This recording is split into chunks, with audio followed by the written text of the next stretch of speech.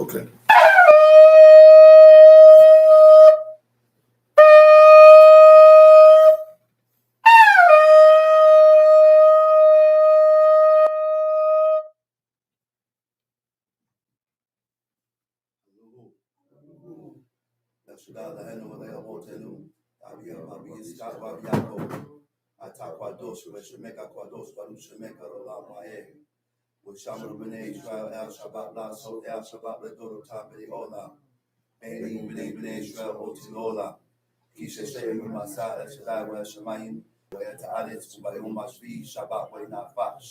Wherefore, the children of Israel shall keep the Shabbat, to observe the Shabbat throughout their generations for a perpetual covenant.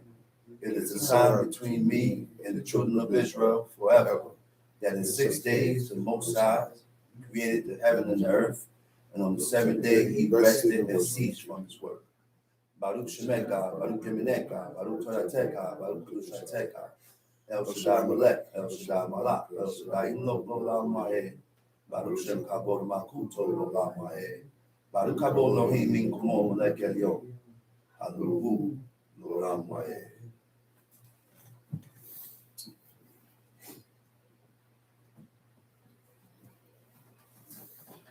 First of all, I'd like to give all honor and praise to the God of Abraham, the God of Isaac, the God of Jacob, the great, mighty, revered God, the Most High God, who bestows loving kindness, possesses all things, who remembers the pious deeds of the patriarchs, the Most High, slow of anger, great in kindness, forgiving iniquity and transgressions, but who by no means clear the guilty, visiting iniquities of fathers upon the children to the third and fourth generation. The Most High's work is perfect for all his ways of justice, a God of faithfulness and without iniquity, just and right is he. You may be seated. Giving due respect and honor to a head in Israel, leader of Bnei Zach and Maccabees, my father, Chief Eleazar, to the chief men, princes, brothers and sisters, I say unto you with the tongue of my forefathers, Shabbat Shalom. Shabbat Shalom. We don't have no time to be playing. I said, we don't have time to be playing with God. And when you have this mentality that there is no time to be playing with God, then and only then you will get your life right. You will get your life right concerning the ways of God. It is our duty to read this book and apply these godly ways to us. Apply these godly ways to yourself. I said, apply the godly ways that we read from the people that God has chosen to yourself. Disregard your emotions and how you feel. I said, disregard your emotions and how you feel for the purpose of serving God. I said, for the purpose of serving God. Why do we continue to put ourselves and choose ourselves above what we read in this book? You say you want to be like King David? You say you want to be like Job? We're going to read a lot about the ways of King David and Job, and then you will be able to match your ways with these godly men that God chose. Follow their ways, because by following these ways that we read in this book, that we read coming from our ancient forefathers, then and only then you will be able to deliver yourself. But we talk a good one. I do this, I do that. But guess what? When God put the situation before you, you fail. So stop talking, man. Stop talking. You talk too much. And you do so little. You talk a good one. And push yourself up. But when the situation comes before your face, you fail. King David let a lot of things go. A lot. Huh? Things you wouldn't let go today. King David let a lot of things go. He let things go that you will not let go today. That's correct.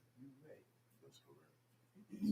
I said that we will not let go today. Not there yet. We're not there yet. You're not ready.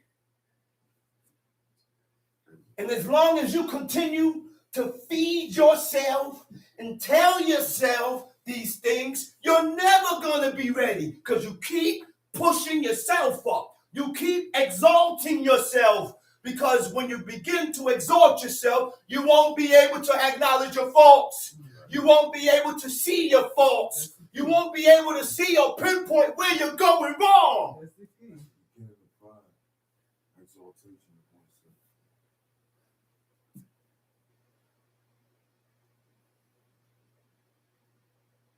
King David let a lot of things go because he was a man of humility.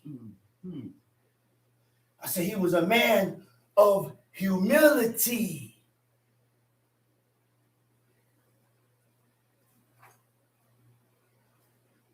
And because he was a man of humility, he was able to let go of pride. Even though, because he was a man of humility, even though he was right, and when he didn't let this one instinct go concerning Nabal, God stopped him. I said, when he decided not to let certain things go, God stopped him. And he was right.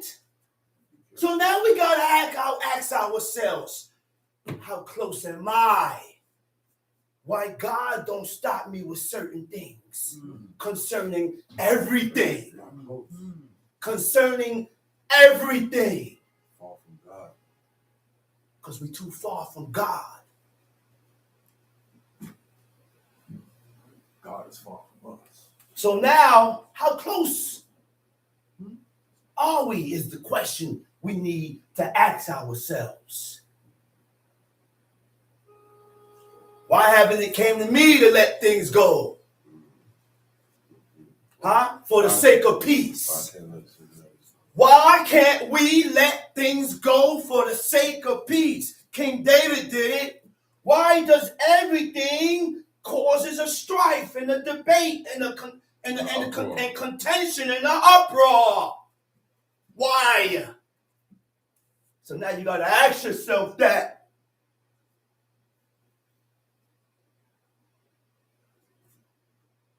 King David was violated many times. Many times. But he turned to God. We have to learn to adjust and adapt our feelings to the understanding of God. Now we will be able to depart from what God don't accept. I said, now you will be able to depart from what God don't accept. From what God said is evil. Being able to rule your spirit by conquering sin. I said, being able to rule your spirit by conquering sin. But we let a lot of things fly over our heads. God said, don't curse the ruler of thy people. Huh?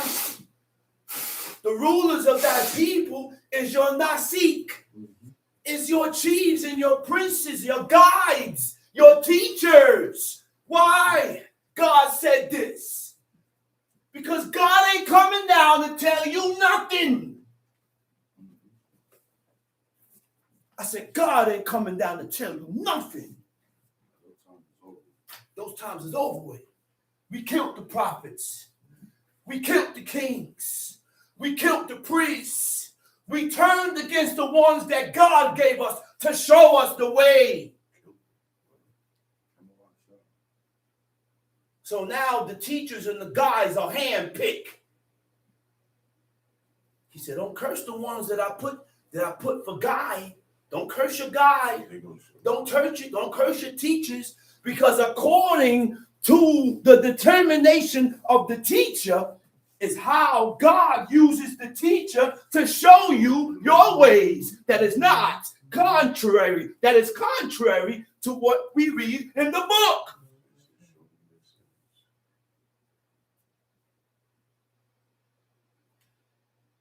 I read some things, man.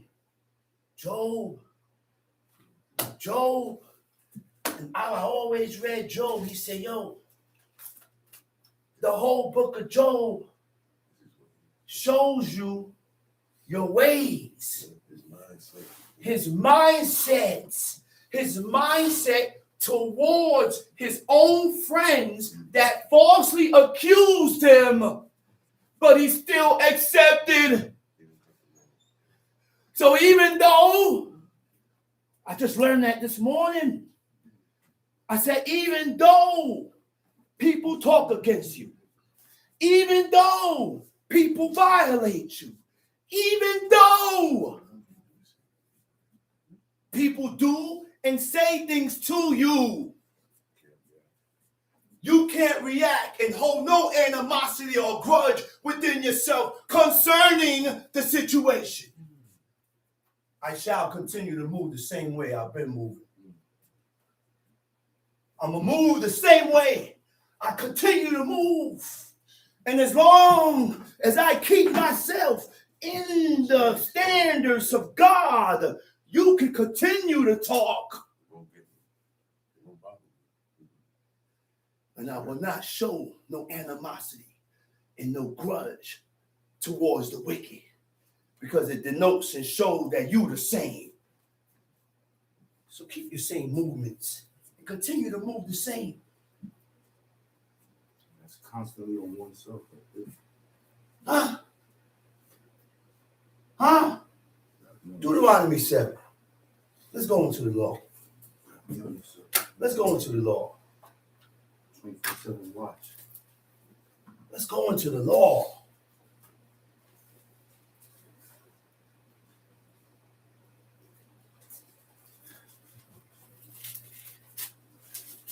Got it, brother? Got it, brother. Let's read. Deuteronomy chapter 7. When the Lord thy God shall bring thee into the land, whither thou goest to possess it, and have cast out many nations before thee. Wait a minute. We just coming out of Egypt, man. Are we recognizing this, man? We had nothing. Only God. I said we had nothing.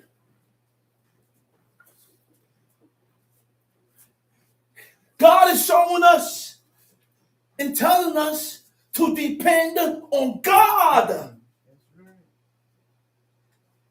That was the only thing, or that's not thing, because God ain't a thing, but I gotta find the right word to that was the only one that we can depend on. Because we left out of Egypt serving the Egyptians 430 years. When we left out of there, we had nowhere to go. We had nowhere to go. So we wandered in the wilderness for 40 years because some people gave a false accusation, a false defamation of character, and they spoke against God. So therefore, God caused these people to wander in the wilderness for 40 years till I destroyed this evil generation. And he accepted the children. Why? Because the children, 19 years and below, I call children because they was not stiff-necked. The stiff-necked ones was the old heads that came up out of Egypt that refused to reform. They refused to reform. They refused to change. They refused to let go. And they continued in this mindset, in this mentality of an Egyptian, which caused them their death. We cannot serve God with a hedonistic mentality, with an Egyptian mentality, with a Canaanite mentality. And what shows that you have an American mentality? It shows when you have, what shows that you have this American mentality? According to your actions. Right. Now I gotta keep telling you, our forefathers, they moved that way. The ancient men didn't move that way. The ancient people did not think that way. Hey, Mother Sarah ain't moved like that. Hey, Rebecca ain't moved like that. She didn't think like that neither. Right. Our purpose in life is to read the book, to find the ways of God. That's our purpose. But you ain't telling yourself that's your purpose. I gotta stop saying our. It's supposed to be our purpose. Because I know my purpose. That's right. But do you know your purpose? I said, do you know your purpose? That's right. This is not a one-day thing, man. That's right. 1 week. 1 day. This ain't just 1 week. I gotta do this every day. I have to do this. I have to maintain this mentality every day. I gotta think like this every day, man. I gotta think like this every day. Not just 1 day. Not just 1 day. Right. Because when I don't think like this, then it shows in your actions. Right. It shows in your actions. That's right, son. Now sin becomes imputed upon your spirit. That's right, son. Which causes a blemish. That's right, son. Listen, man. Listen, man. That's right, son. Listen, man. Go ahead. Deuteronomy chapter 7. Yeah. When the Lord thy God shall bring thee into the land, whither thou goest to possess it. God dispossessed these nations. He kicked these nations out. Why God dispersed these people? Because their ways and their customs and their traditions, their mannerism and behavior and how they did things, God didn't like. He didn't like the things that they did. So why do we continue to mix American traditions, American celebrations, American deeds and acts and practices, ceremonies and how they celebrate and what they celebrate, and incorporate to the traditions, customs, ancient traditions, ancient celebrations, our customs and traditions and things that we celebrate to God. Why we mix? We want to modernize the book. Yeah. I said, we want to modernize this book. Why? Let's go. And have cast out many nations before thee. The Hittites, the Girgashites, the Amorites, the Canaanites, the Perizzites, the Hivites, and the Jebusites. 7 nations greater and mightier than thou. These 7 nations are Hamitic nations. Came out the seed of Ham. Canaan's sons. The seed of Ham. Ham had Canaan. Canaan had all these 7 nations are Hamitic nations who migrated in Africa. When we went into Africa, we took on Hamitic customs, traditions, and acts and deeds. That was the last hurrah.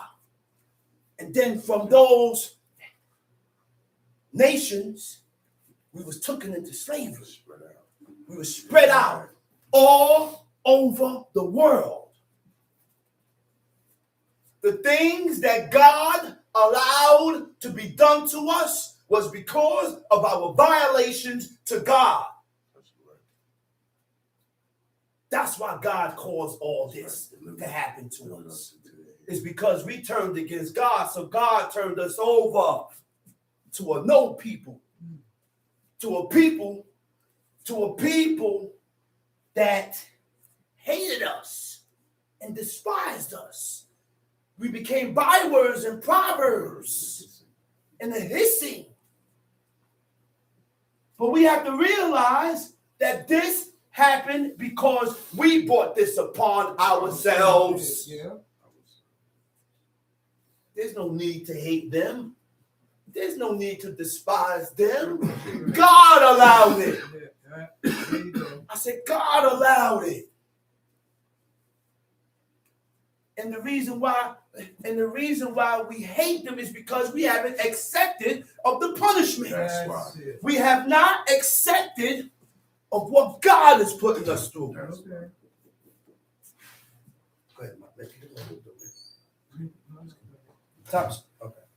Tom sheet.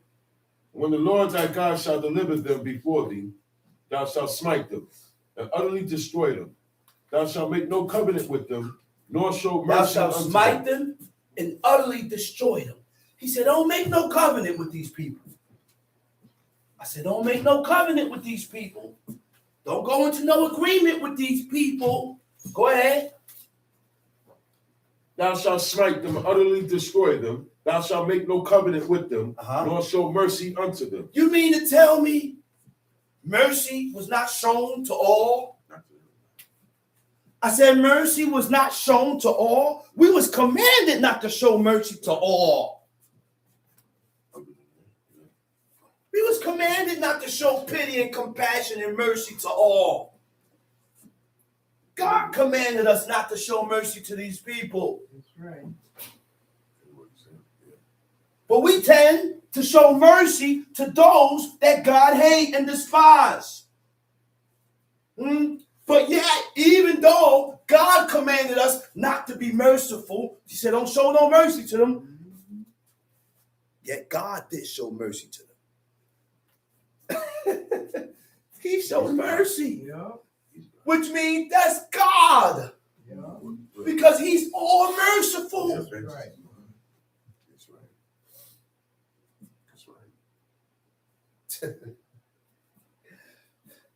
Go ahead. Neither shalt thou make marriages with them. Thy daughter thou shalt not give unto Neither a son. shalt thou make marriages with them. The word marriages is tikatain. Tikatain means to be related through marriage.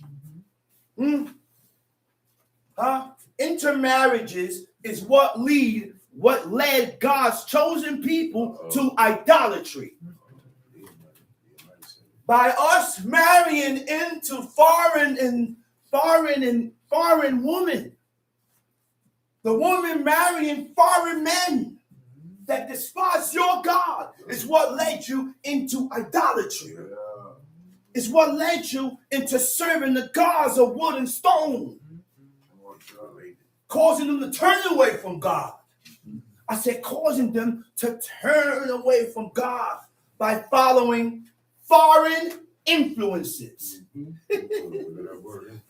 I said foreign influences. Good. You know what foreign influences is? I'm gonna look up that word. What is foreign influences? Because we are people that have been influenced. See, you know what's foreign influence doesn't have to do with the laws of God. It's outside of the law. It's outside of the law. That makes it foreign. So if I'm influencing you to fulfill these laws, that's not nothing foreign about that. Yeah. Ain't nothing foreign about that, man. Yeah. Yeah. Ain't nothing foreign about that, man. Those are influences that has nothing to do with God. Right. Okay? foreign influences that would corrupt God's chosen people. Now we see and understand why we have become corrupt. How you become corrupt? How you become corrupt. Because we follow things that we don't read in the book. That's right. Once we see, we have to analyze and align. Align means to compare. We have to compare our ways, our actions, our practices, traditions, and the things that we do with the book. That's right. Because when we don't do these things, then we corrupt ourselves. That's right. When we do these things, then we could begin to corrupt ourselves. So God's instructions were simple, direct, to completely destroy these 7 nations so that their influences don't rub off on you. So that their influence, so that they don't have an influence upon you. This is why when you read in Amos, he said, how can 2 walk together except they be agreed? Right. You know why he said that? That's right. Because the person that you're walking with don't agree with what you said. We don't have the like minds. Somebody is going to influence somebody. That's right.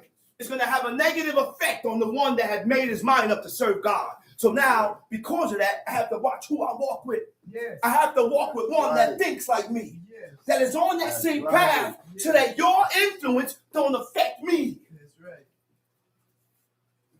That's right. Yeah.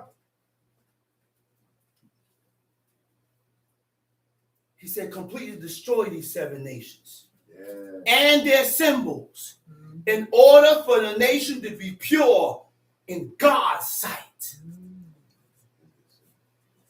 I said, in order for the nation to be pure in the sight of God. That's right. You cannot be pure in the sight of God moving with people that don't move like you. That's right. That's right. Say it again, man. Let's read. Thy daughter thou shalt not give unto his son, He said, your daughter don't give to his son, nor his daughter thou shalt take unto thy son. nor his daughter thou shalt take with thy son. But these daughters and sons of today don't have the mentality of Hebrews. Now I gotta watch who marries my poor little daughter, Yeah. that she don't get Take taken advantage of. Yeah. Right. Huh? Yeah. And I don't want my daughter, who is who? My neighbor. Your daughter's your neighbor. Yeah. My son is my neighbor. So sometimes we have to get out of that cloud that we in. Sometimes I get out of the cloud and I look at him not as my son, but I also look at him as my neighbor. Yeah. Huh? A fellow man. And this is how we look at our wives. I get out of that cloud of that's my wife and I'm the ruler and I'm this and that. And I say, you know what? Right now, today, this is not my wife. This is a sister in the camp. She's my neighbor. And now you will begin to what? You will begin to consider. Okay. Now you will begin to consider. Okay. And your consideration reaches a higher level. Let's go, You know why? Israel. Because, you know why? Because I'm not going to treat my sister like this. Let's go, And I don't Israel. want my daughter Right. to be treated That's like this. right. So I got to treat my wife the way I want my daughter to be treated. Yeah. Okay. And the same thing goes with the boys. That's why King Saul said, he said, don't let Jonathan know this. He said, because I know he's going to be grieved. This is a father talking about his You son. don't like to grieve each other. He did not want to grieve his son. And when he realized that this instance, or by me doing this, would have grieved my son, he restrained and held back. Yeah. He didn't have to hold back because he's the father, Yeah. but because he's godly. Yeah. Godliness will cause you to hold back from grieving your own son. Consider it. Consider, Yeah. It's you. consider. Yeah, I'm the father. But you know, when I first came in the house, my father said he'll call someone else. He said, yo, go to the store, pop, pop, pop, pop, pop. And I go, I said, Abba. I said, Abba, I just came from out there. I got my stuff on. He said, I'll go. He said, nah. He said, nah. He said, you just came from outside. Let me send somebody else. Man. Rest yourself. Yeah, I'm like, man, don't worry about that. I'll go. You really don't worry about that. That's true. Very true. Let's read, man. Very true. But they will turn away thy son from following me. For they will turn away thy son from following me. Yes. Don't say he won't. God said he will. Okay. I said, God said he will. I said he won't. But I started doing things and accepting things that God did not accept. That's right. Little by little. Poquito a poco. Mayat y mayat. Little by little, you will start and you will begin to accept certain things that is contrary from what God said, and you ain't gonna even notice it. That's right.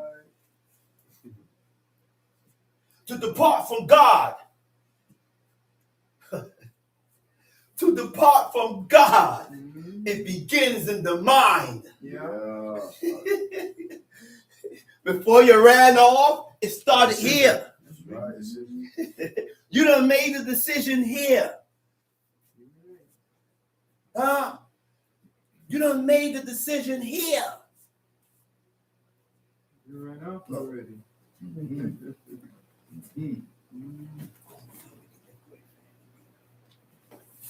You done made the decision here before you departed from God. To depart from God, it begins in the mind. Yeah. Your thoughts.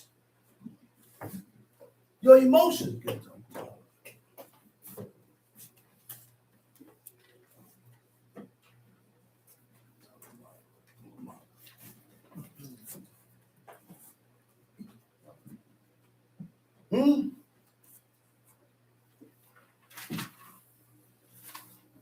To depart from God begins in the heart. It begins in the mind. It begins when your thoughts and emotions, God's commands is not about control. I said, let's hear this, man. Make it clear. Make this clear. I said, God's commandments is not about control. No. You know why I say that? Because God deals with us according to our choices. Okay. He gave us a choice. Whether you want to choose God and his laws and his commandments or not. So again, God's commandments is not about control. No, this is not about control. This ain't about control. Because he gives us choice. I said because he gives us a choice. According to what you choose is how God deals with you. That's right. God's commandments protects your heart. Oh, man. You think it's a game. Listen, man. I said God's commandments protects your heart. It guards your mind. It protects your thoughts, your emotions, your character, how you think, what to feel for, and it shapes your character. The commandments of God are boundaries. You know why I'm playing? Better stop playing. I said the commandments of God are boundaries. Yeah. Huh? I said the commandments of God are boundaries. That's him. Now it's your choice whether you want to cross that line or not. Now it's your choice whether you want to, your decision whether you want to cross that line or not. The commandments of God are guidelines that prevents us from offending God. Yeah. I said that prevents us from offending God. Again, God's commandments is not about control. No, that's right. They got it wrong. Yeah. I said the commandments of God is not about control. And guess what? I'm not about control. No, that's right. Because God ain't about control. That's right. God gives us a choice. So I'm giving you a choice. That's right. Whatever you want to choose is how I deal with you. That's right. So you choose Say it again, brother. life or death, Good good or evil. or evil, Strife or peace. strife or peace. You choose.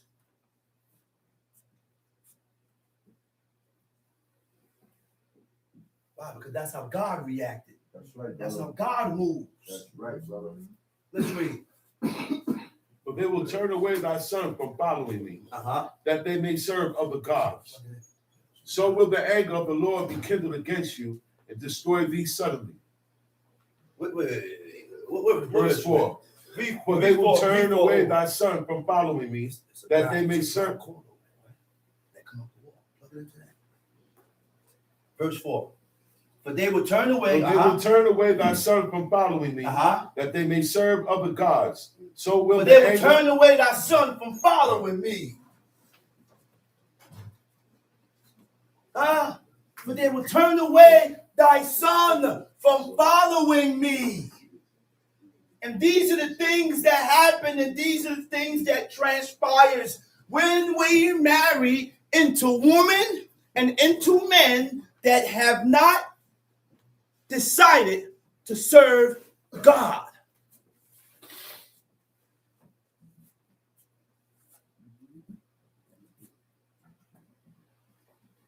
Let's read.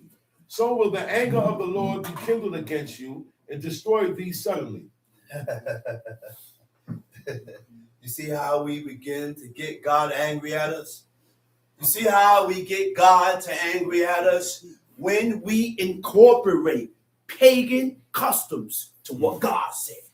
Pagan traditions to what God said. Foreign influences to what God says. We start following after the ways and the customs of the people that we live amongst. Right now. Right now. And when we follow the ways and the customs of these people that we live amongst, then God get pissed at you. Yeah, pissed off. And when God get angry, something starts to kindle. Something stirs up in him. You know what that is? His fiery wrath. And when God consumes you in your wrath, you end up in the hospital with half a body or dead. Something wondrously happens. Get dragged from 15 blocks and you find pieces. And you find pieces of his body parts dragged across the street. Elements turn against you too. The elements turn against you. That's right. Let's read. But thus shall ye deal with them. But thus shall you deal with them. Ye shall destroy their altars. Okay, now, destroy their altars because you can make an altar. Let's understand, we cannot go to the thrift shop and buy things from the thrift shop because there are secondhand furniture because this can be made an altar according to what you dedicated, according to what you, not dedicated, according to what you decorated it with. So if you have a picture of your deceased, It's a dedicated. right? Sitting on top of this thing here with water, food, candlelight, candles burning. That's an altar. I don't want this. And it's dedicated. You can't sell this to me. And this thing is dedicated. That's right. It's a dedicated thing. It's a dedicated thing. That's right. Huh? It's a profane thing. That's right. Huh? Yeah. Go ahead. Let's read. And break down their images. Break down their images. The Hebrew word for images is matzeba. I said the Hebrew word for images is matzeba. Matzeba means monuments, tombstones, personal memorials, and masaba. Statues. Now, what is monuments? You know what a monument is? Obituary cards. Those are all matzebas from 1800s to 2000. In loving memory of, from sunset to sunset. Then you got the person's name, and you have a whole decalogue of the person's life. This is why we don't do funerals. This is why we don't do funerals, Israel. But we continue to incorporate pagan customs with God.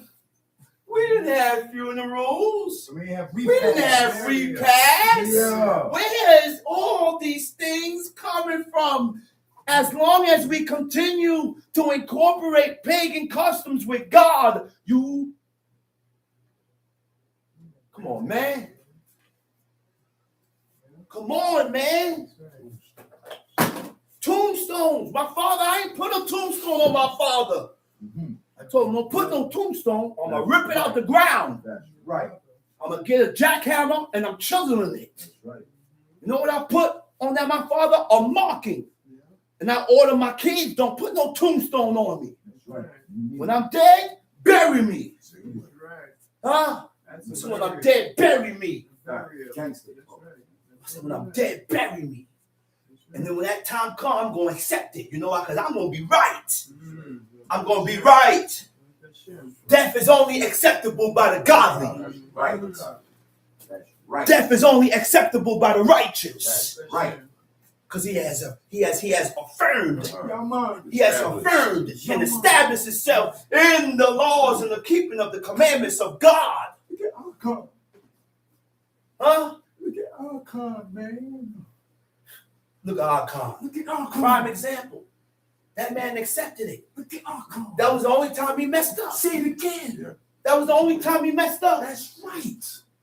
I said that was the only time he messed up. That man was special. And guess what? The thing about it is he accepted his faults. He accepted it. And he acknowledged his faults. He accepted that speedy judgment that came on. He accepted it. Speedy judgment for those in high places. He accepted it, man. Right. Go ahead, read. Now hold on. Personal memorials was services to celebrate. We're gonna learn. We're gonna learn. When we have funerals and repasts, those are personal memorials for services to celebrate and honor the dead, which is Egyptian culture. Uh-oh. I said this is Egyptian culture we following. Remember one thing now. Genesis, not really Genesis, but from Exodus on, because Genesis showed us and teach us some ways, teaches us laws and ways and customs from Abraham, Isaac, and Jacob that did not need the book. The godly ways of Abraham, Isaac, and Jacob, they had naturally in them. And the laws of God, it was in them, but the laws of God stems and came from their ways that they had naturally in them, which later on became laws. I said, which later on became laws. There was no law that told Judah.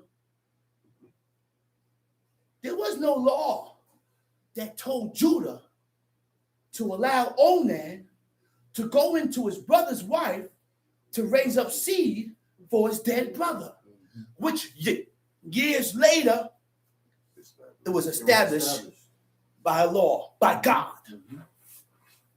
You will learn the laws of God by reading Genesis. And a lot of us brush Genesis off. And we push Genesis off. But Genesis is a high-power chapter because it denotes and it shows us the ways and the customs of Abraham, Isaac, Jacob, and his 12 sons.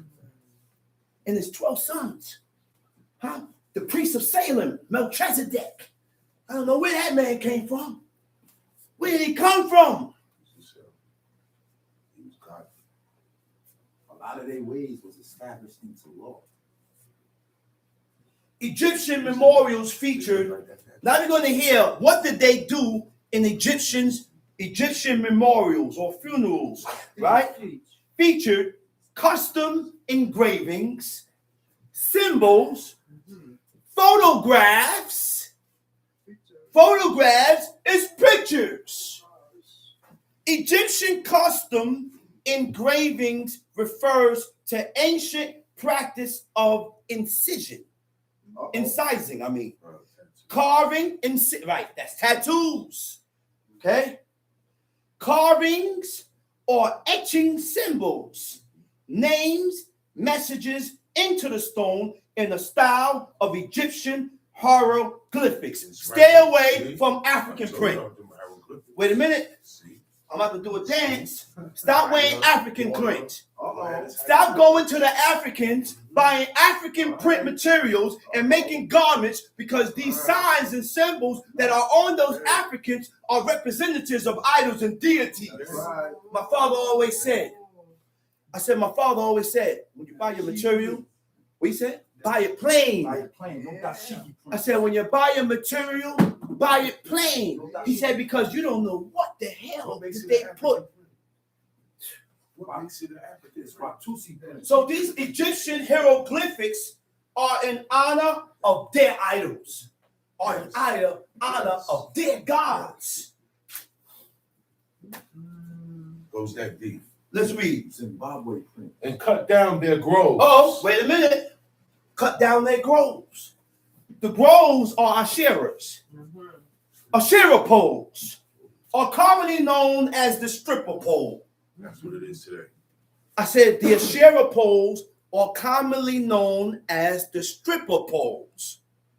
Ancient Canaanite mother goddess of fertility was worshipped in temple rituals.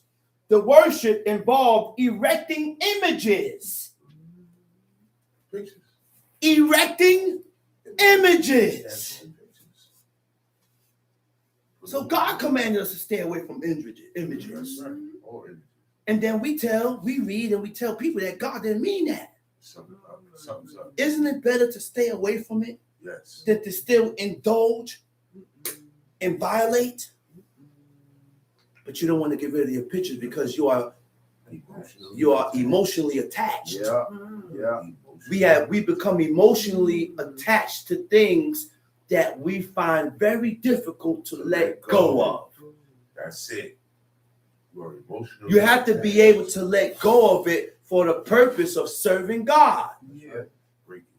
But we don't break ourselves. We don't break our spirit. We don't. We succumb and we give in to the lust of our own heart. That's right. And we throw God's laws to his side. That's right.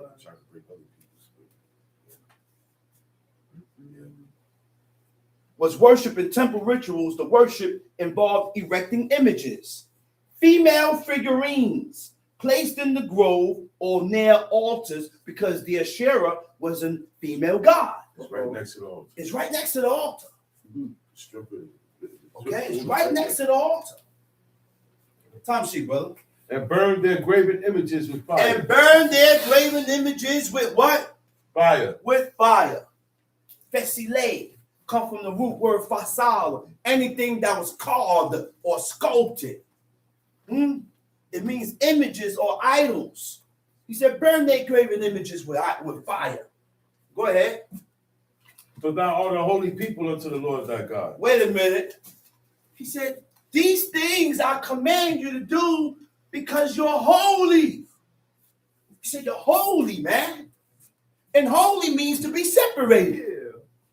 Holy means to be set apart. Yeah. And you can't set yourself apart for the purpose of serving God following pagan influences. Right. You can't set yourself apart for the purpose of serving God following the ways and the customs of America. That's right. So if you don't read it here, stay away from it. That's right. Don't make an excuse of why you should be celebrating these traditions that you never read in the book. You don't read it here. Let it go. Stay in clear. It's best to stay in the clear, the brother just said. Right. It's best to stay in the clear. We don't have nobody here to explain nothing to us. Moses ain't here. I said, there's nobody here with the inspiration of Moses, to the insights of Moses to explain nothing to us. So I explain and I teach the law according to what it says, and I stick to it. That's it. That's I it. stick to it. And that's what we all should be doing. Stick to the words. Stick to the readings. Stick to what it says. Don't tell me something that I can't find in the book. That's right. Don't tell me that. Don't tell me don't tell me it's okay to celebrate your birthdays if I ain't never read where our forefathers celebrated birthdays. Okay. Yeah. Okay. Why we justify things that we can't find in the book? Okay. Lord have mercy. Why? If you can't find it in the book, why you continue to justify it, man? That's right. Because you have not made your mind up to serve God. Baruch Hashem. That's it. When you have begun to make your mind up to serve God, then nothing, everything that I read in this book, I will follow and do. And I will not incorporate nothing that I don't read in this book. Make your mind up to serve God. Right. Make your mind up and disregard your emotions. That's right. That causes you your emotions.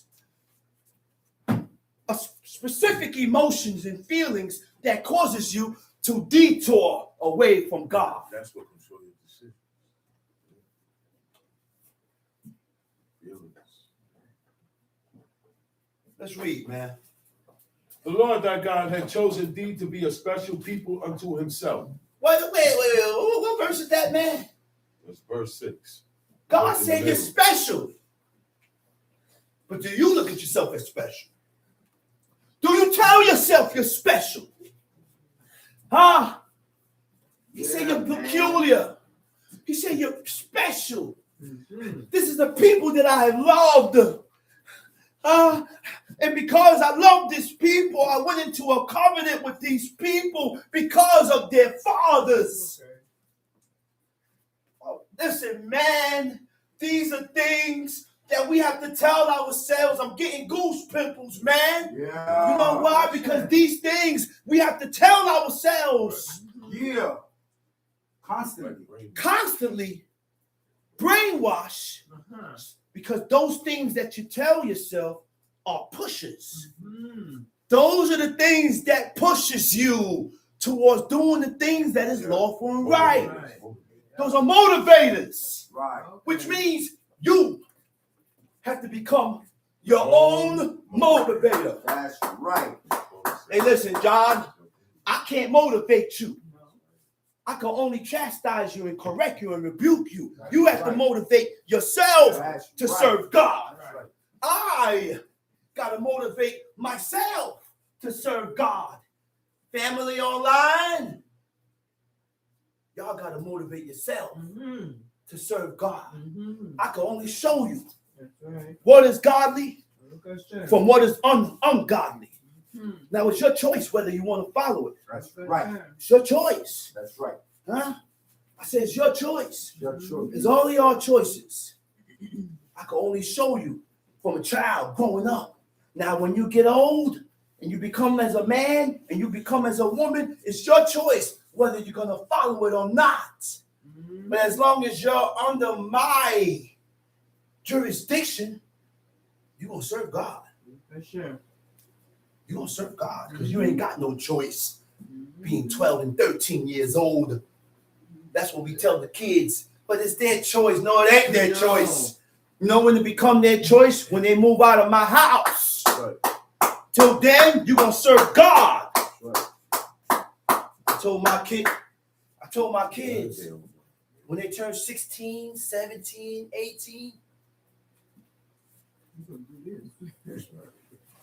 don't you ever think that you're going to stay out there Friday nights and I'm here by myself because I don't know what you're doing. Mm-hmm. I said, I don't know what you're doing. I'm not trusting you, Garcon. Find your butt home with your father. That's right. Here, That's right. here, and receive strength and suck strength. You ain't gonna never be as strong as your father. Remember that. Suck strength from your father. Like my father told me, while he's still here, suck strength. That's right. Get strong because you're gonna need it. These are all the words that I'm telling you that my father said to me before he left. That's right. He said, son, I'm not gonna be here for long. Right. He said, suck strength from me, son. He said, suck. He said, go ahead. He said, bite my neck like a dragon. He said, like, suck, suck, suck, suck, suck. He said, you know why? You're able to suck from me. Yo, he said, yo, it made me want to cry, man. He said, because I don't get weak, son. That's I right. said, Lord have mercy. Right. I said, this man be talking some heavy things. He said, I don't get weak, son. Yeah. And I'm looking at him and I'm marveling. Yes. I'm marveling at this man and I'm watching him. I'm like, yo, this man is something else. Yeah. He said, I don't get weak. Huh? Yeah. I don't get weak, man. Everybody can come and get sharp. Come sharpen your iron. Yes. That's what My he said. father, bro. My father, man. I miss that man, yo. Yeah. You know why? Because man. he was the epitome of strength. Yeah. That's Because right. He showed me what Right. strength is. You can boost them. Because He showed me what strength is. yeah. Because That's right. He showed me. And I gotta be that example for my kids. We as fathers gotta be that example for our children. That's right. We as fathers Can't do gotta it be that different. example for our wives. Yeah. You have to That's right. portray and emanate righteousness. Hmm. Huh? Yeah. Let's go. The Lord thy God had chosen thee to be a special people unto himself, above all people that are upon the face of the Where earth. verse you at? I'm at 7 now. Go ahead. The Lord did not set his love upon you, nor choose you, because ye were more in number than any people. God ain't choose you or love you because of the numerous numbers. Huh? But God chose us. Why God chose us? Let's read. For ye were the fewest of all He was people, the fewest of all people. Go ahead. but because the Lord loved you, and because he would keep the oath which he has sworn unto your father. Number one, he said, because I loved you. Number one. And you know what I notice about God, man?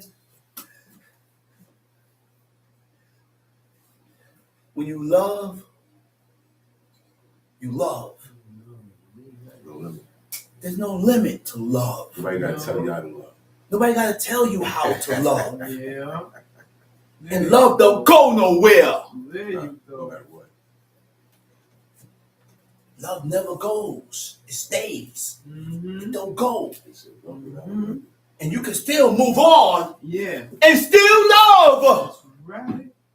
That's right. That's right. That's right. That's right. You can still move on and still love. Experience teach you that. Because that's how God was.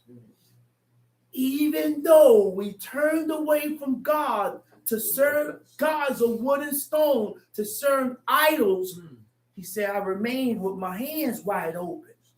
At any given time, whenever you are ready to acknowledge your faults, Israel, you can return back to me and I will accept you. I will accept you. That's the God we serve, man. That's the God we serve. Jeffrey Dahmer and his mother knew what Jeffrey Dahmer was doing. But guess what? She still loved him. She still loved him and cried for him. That's a love. The love of a mother Mm-hmm. never goes. The The same love of a father never goes. Regardless of how you move with me, I'm still able to love you. Norman Bates' mother loved him. And that's how God is. That's how God is, man. Let's read. But because the Lord loved you, and because he would keep the oath which he has sworn unto your fathers, hath the Lord brought you out with a mighty hand, and redeemed you out of the house of bondmen, Redeemed you out the house of bondmen. from the hand of Pharaoh, From the hand of king Pharaoh, of Egypt. king of Egypt. They did us dirty. We got done dirty in Egypt. But God still told us and commanded us not to hate them. You ever thought about that? Oh, yeah. We ever thought about why God said not to hate the Egyptians? Even though we got done dirty. He said, because you was a stranger in their land. They fed you. You lived in their land. They did for you. So therefore, you can't hate them. Regardless of what they did to you, they are still accepted in their third generation. Do not despise the Egyptians. That's a command. Tom Sheet. Know therefore that the Lord thy God, he is God, the faithful God. Know therefore that what? The Lord thy God, he is God. The Lord thy God. He is the God. I say he is the God. The faithful God. He's faithful, so you got to It be won't turn faithful. over. I said God is faithful, so you got to be faithful. Why we say God is faithful? Because everything that we did to God, he never turned on us. He still was there. Go ahead. Which keepeth covenant and mercy with them that love him. Covenant and mercy. With them that love him and keep his commandments to 1,000 generations. And keep his commandments to 1,000 generations. Hundreds and hundreds of generations down the line, God never changed. He still showed us mercy and love and compassion. Go ahead. And repaid them that hate him to their face. And repaid them that hate him to his face. To destroy them. To destroy them. Tom She. He will not be slack to him that hated him. He will not be slack to them that hated him. You know what slack means? To be lenient. To be lenient. To delay in punishing those who reject or rebel against God. I'm getting at you real quick. To rebel, to be lenient, it also means to delay in punishing those who reject God. No delay. He ain't gonna delay. Ain't gonna delay. Real quick. I'm coming at you. Go ahead. And he will repay him to his face. Verse 11. Thou shalt therefore keep the commandments and the statutes. Thou and shalt the judgments. therefore keep the commandments, the statutes, and the judgments. These are not the same. Commandments are not judgments, and judgments are not statutes. These are three different topics, but they all go together. You can't keep the commandments without keeping judgment. You can't keep the statutes without keeping the commandments. Right. These three things go together. So what are commandments? Commandments are orders, charges given to be followed. They are direct, foundational, universal moral laws. I said foundational, universal moral laws, which means these laws that we read about have to do with our morals.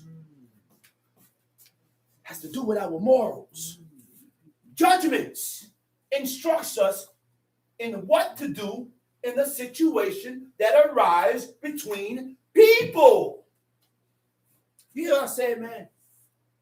I said judgment instructs us in what to do in a situation that arises between people.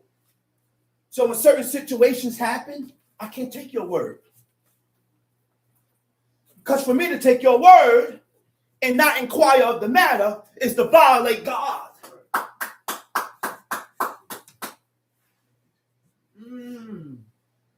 Jeez. I said, for me to take your word is to violate God. Statutes or decrees or requirements that comes from God. Decrees. The Shabbat is a statute. That's where our days come from. Huh? Statutes. The days. That's right. God forbid. That's right. Come from the statutes. Time sheet. Wherefore it shall come to pass, if ye hearken to these judgments, and keep and do them, that the Lord thy God shall keep unto thee the covenant and the mercy which he sware unto thy fathers. He said, wherefore it shall come to pass, if ye hearken to these judgments, and keep and do them, that the Lord thy God shall keep unto thee the covenant and the mercy which he swears unto your fathers. We will only receive this if we keep our end of the bargain. Gotta keep your end of the bargain. We have to keep our end of the bargain in order to receive. That's the deal. That is the deal. But we will not receive if we don't keep our end. Go ahead. And he will love thee and bless thee and multiply thee. Now, once we begin to keep the covenant of God, now God is able to love you. Now God can love you. Why? Because obedience denotes love. I said obedience denotes love. And you're not going to see that in the dictionary because the book tells you what words mean. Right. God shows us how to love. Because love is shown and not told. That's Action. right. I said love is shown and not told. That's right. Show me. So if you love me, why you stress me out and got me yelling at the top of my head? And you see steam blowing off the top of my head. It don't matter. You don't care about it. And the more it accumulates is the more you continue to add the wood. Add more wood to the fire. You don't love me. Now, after the argument, guess what happened? Now I'm suffering with a headache in the back of my neck. After Dang, real effects. talk. After effects. Give me a flashback. Yeah, I'm good. And this is both, look, man, It's both ways. it's both ways. Takes two, right? Not concerning the parents. Not concerning the Yeah, parents ain't got nothing to do The with that. parents will recognize that on their own, like Saul did. He said, you know what? I'm not going to grieve my son. He said, so I hold back and not do this, and this. That's them. And if they don't want to recognize it or do it, then it's all good. Their will. All good. That's their I'm will. not saying leaving the parents out. That's right. They have- But ain't nothing wrong with a man considering others. And as I consider you, Nothing wrong I with need that. you to consider me. Oh, That's right. oh, it's two ways, huh? But guess what? If they don't consider me, You still gotta I stay the still same. got to continue to consider. You still gotta stay the same. You can continue stabbing me, and God gonna speak up. You pay for that. That's right. But I'm gonna continue considering you. That's right. Okay. You have to learn that we cannot repay evil for evil. Things like that pull God out of his place. Things like that pulls God out of his place. Yeah. Like that. Yeah. I said it pulls God out of his Yeah. place. Yeah. He said, this man ain't doing nothing. This man he's accepting it. He accepted it. Step sin. Look. Step sin for the innocent. Do you know all these things that I'm saying? For the afflicted. All these things that I'm saying? I read about it in Job It's all 31. in Job. Yeah, I was reading it this morning. every chapter. And I said, Job, I'm going into that chapter next. I said, Job was a high. Job Oh Lord, man. EO. Job, Yeah. something else. Yeah. About that guy. Yeah. Yeah. Let's read. That's right. Verse 13. Mm-hmm. And he will love thee and bless thee and multiply thee. He will also He will bless love the thee. fruit He of will the womb. bless thee and multiply thee. Read. He will also bless the fruit of thy womb. The fruit of thy The fruit of thy womb land. will be thy blessed. Huh? So when your fruit of the womb ain't blessed, you look at yourself. Look at yourself. Don't look at her. Blame yourself. Because God has visited the sins of the fathers upon the seed. That's right. I said, God has visited the sins of the fathers upon the seed. And I didn't have this mentality until later. I said, bing, Everything. bing. Looking at the woman, this happened because you did this in the past and you did this. No, it ain't her. It's you, John. Stop blaming the woman. God has commanded the sins of the fathers to be visited upon the child. That's right. Hey, and the same God then, the same God now. That's right. King David paid for his sins. He just didn't repay. He just didn't get paid for it by death. That's right. God took his child, and then he stirred up trouble in his house, which caused his own sons to turn on him. That's right. That's right. And they good. But that was the answer, and they good. That's right. But that was the answer. That was the repayment That's right. for what he did. That's right. That was the reaction. That's the judgment. It's an equal reaction for every action. Jumped on his sons. Yo, man, I love the way God is. Yeah. When I read this book and the more I understand and learn how my God works, I love it. I love it. You know why? Yo, I love it, man. His name is justice. Because everything that God does is just. That's right. Everything that God does is just. Justice. That's right. Where we at, brother? 13. Read. And he will love thee and bless thee and Uh-huh. multiply thee. He will also bless the fruit of thy womb, the fruit of thy land, thy corn, thy wine, and thine oil, the increase of thy kind, and the flocks of thy sheep, in the land which he sware unto thy fathers to give thee. Thou shalt be blessed above all people. There shall not be male or Thou female. shalt be blessed above all people. We ain't blessed above all people now. That was for the people that accepted and obeyed God. Then you will be blessed above all people. But because we have not accepted God, because we have turned away from God for the purpose of serving idols, we ain't blessed no more. It's cursed. Because we ain't doing the things that brings blessings. The only thing that causes you to be blessed in the eyes of God is obedience. Obey his laws, commandments, and statutes. And now you can be blessed, even in this cursed place.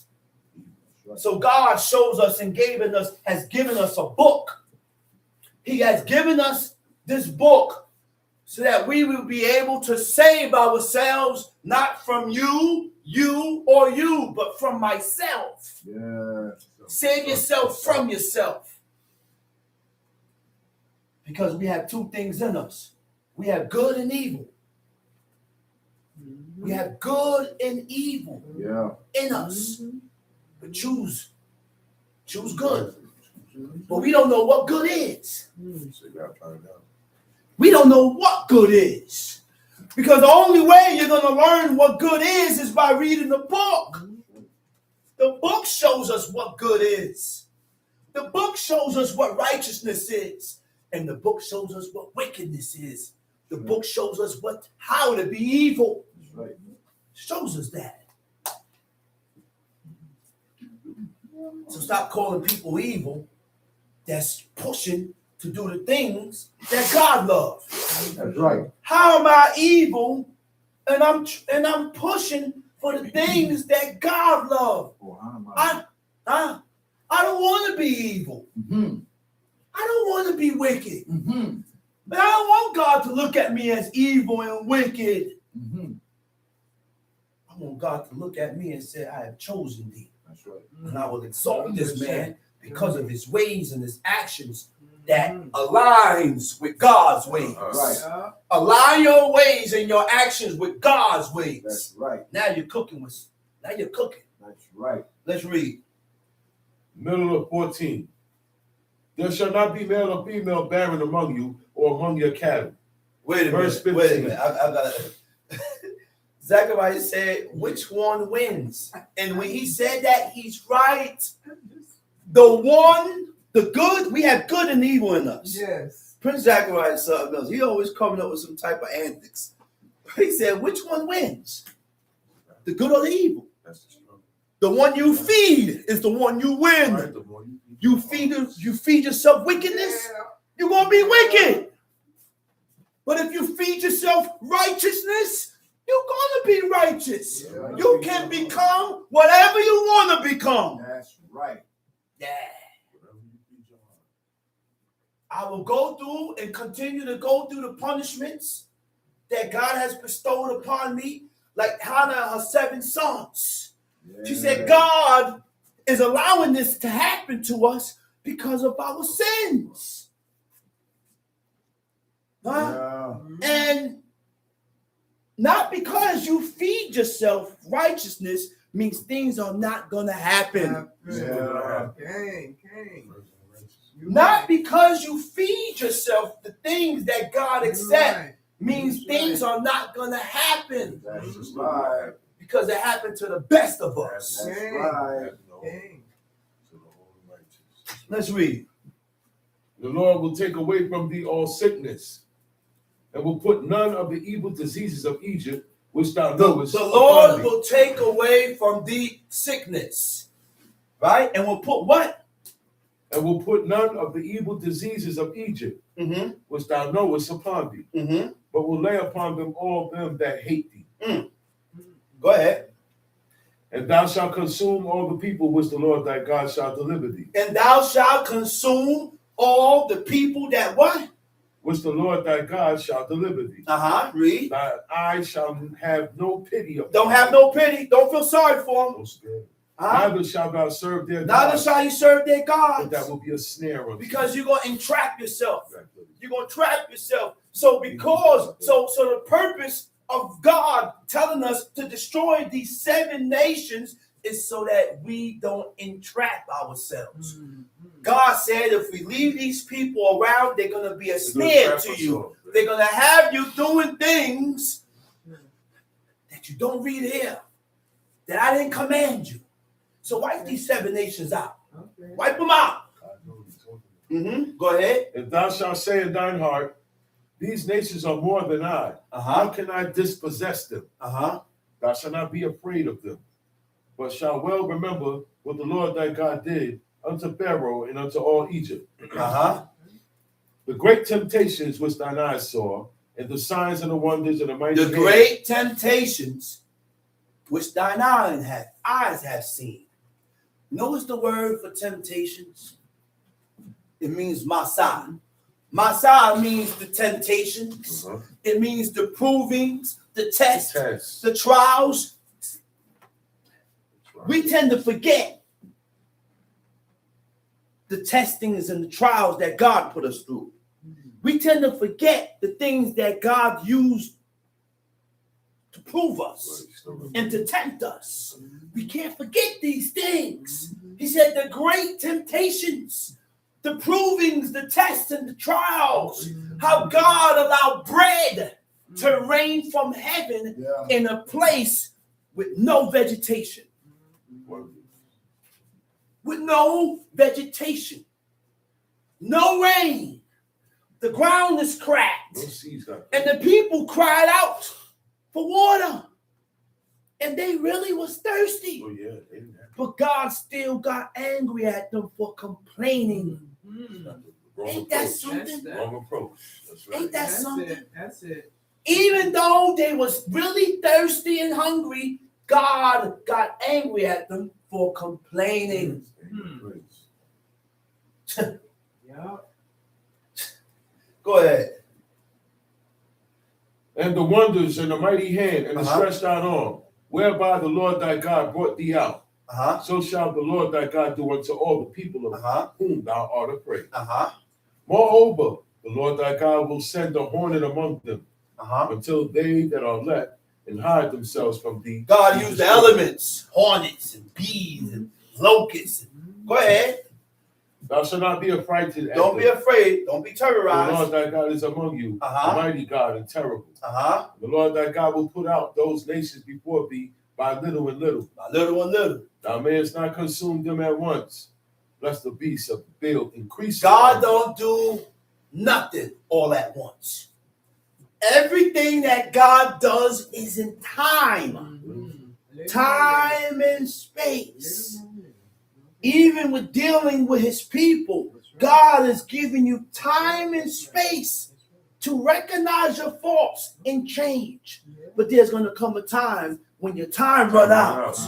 And if we don't correct ourselves within that space or level of time, That's right. we have time. As long as we're alive, and you ain't sitting up in the hospital with the sounds of this beep, beep, beep, and all you hear is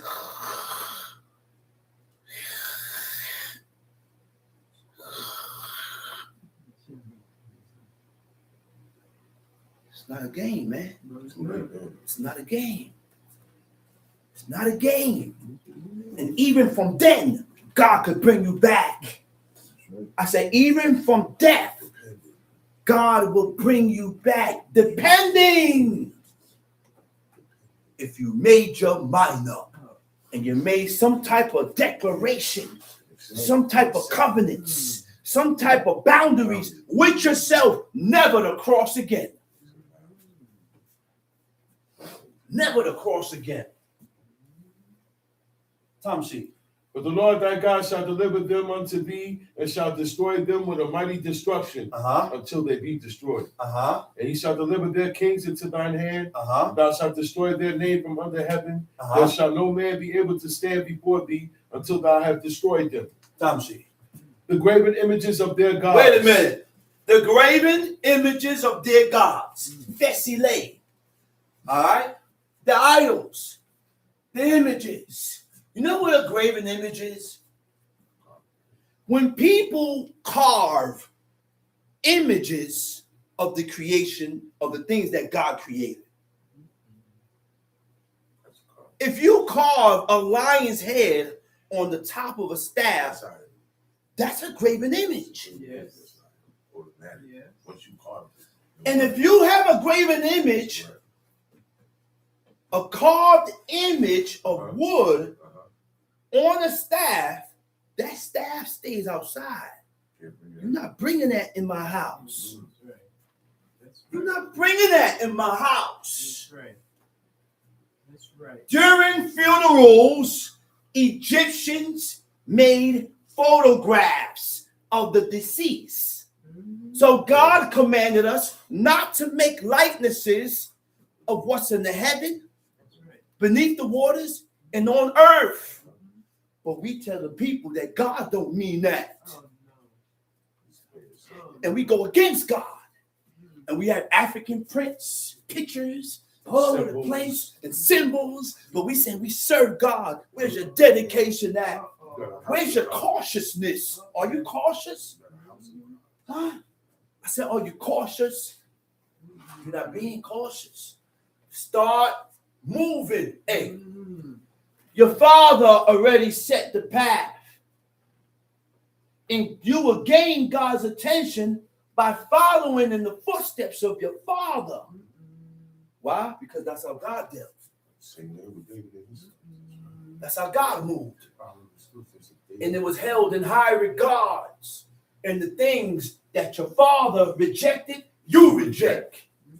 How your father walk, you walk. It was nothing ungodly. It was nothing ungodly. So I'm able to follow in the path or in my father's footsteps. You rejected a lot of Because he things. didn't show me ungodliness. No, you rejected those He said, nah, son, it ain't right. Don't follow Don't that. follow that. He ain't That's look for me to follow that. That's right. He ain't look for me to follow that. That's right. Because he already recognized his fault. He said, nah, I gotta stop that. He said, nah, I gotta stop that. Nah, I can't be this way. He said, nah, I don't. He said, that's us. He said, that's what you're us. talking to. That's right. That's how we learn. Let's read. Right. The graven images of their gods shall ye burn with fire. Thou shalt not desire the silver or gold that is on them. Okay. He said, the graven image of their God shall you burn with fire. The silver or gold that is on them, you should not, or that is on them, nor take it unto thee. Lest thou be snared therein, for it is an abomination unto the Lord thy God. We don't buy chains from the pawn shop. Because I don't know what that chain was used for. The chain that I buy from a pawn shop could have been used to hold up a cross. And the chain is the abomination, just like the cross. So now we don't know when you have visitors that come to your house, according to what I read, they can't come with jewelry on. They can't come with chains on. Because I don't know what you use that chain for. That's right.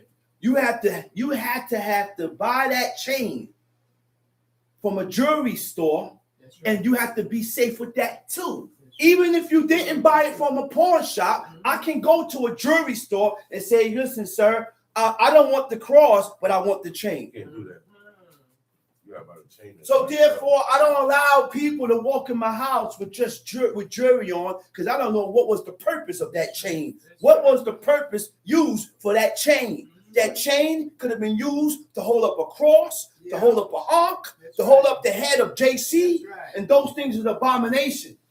And now, if I let you in my house with these chains and these abominable things, now I will become an abomination like unto it. Which means God is going to detest me. He's going to hate me like he detests that abomination. I don't need that. I said, I don't need that. That's right. I don't need it. Now, what is to be snared? You know what a snare is? You know how many of us are getting snared to do things that is ungodly? You know how many of us are getting snared to do things that is profane and ungodly because you allow certain things to pull you in? Okay? The word for snare is tiwakesh. Tiwakesh means to be snared. It means to entice. It also means to lure or to be lured in. All right? You know what? When you're being lured in, it means to tempt, being attracted to, be drawn in by greed. This is what draws us in. Yeah. We get drawn into certain things by greed, curiosity, making it hard to resist. Greed and curiosity. Looks good and sounds good. It looks good and it sounds good, so it must be good. So it sparks your curiosity. So it sparks your curiosity. I got you, brother. I got you. So it sparks your curiosity. And once I indulge, Valley. isn't that what the serpent did to Eve? That's what he did. That's it. Seduced her. He seduced her. He enticed her. He was a snare to her. Yeah. He increased her curiosity Made it sound good. in this tree of good, of life, of good and evil, by telling her that you ain't gonna die. He said, but God knows in the day that you eat from it, that you're gonna be like gods, knowing good and evil. That was it. That was it. When you read the chapter, it said her desire increased. Yeah. Increased. You were right there. Once your desire increased to a certain level, You're gonna move. you're going to disregard what God said and move according to what you are desiring. That's what happened. That's what happened. Let's read. 26. Neither shalt thou bring an abomination into thine house, lest thou be a cursed thing like it. Lest thou be a cursed thing like it. Lest thou be a devoted thing. Something dedicated. Set apart for a purpose. Let's go to Job chapter 31. Job chapter 31.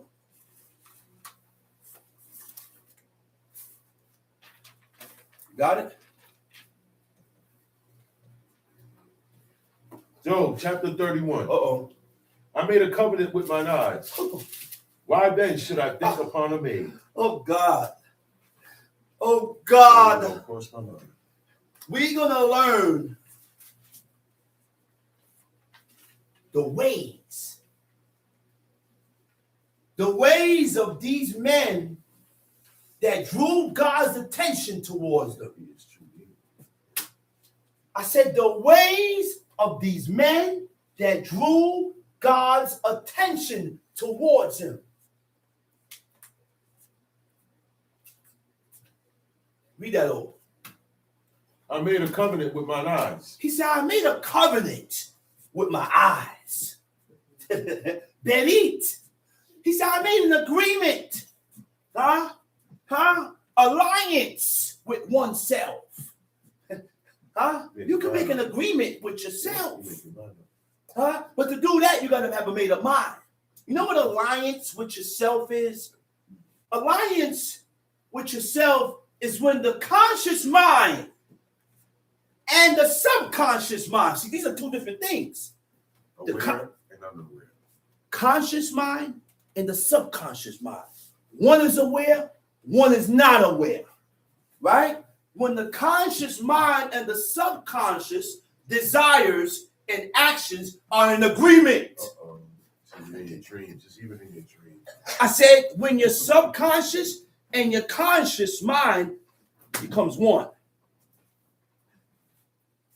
Becomes one.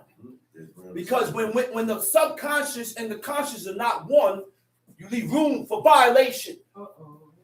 There are rooms to violate God when your subconscious and your conscious mind don't become one.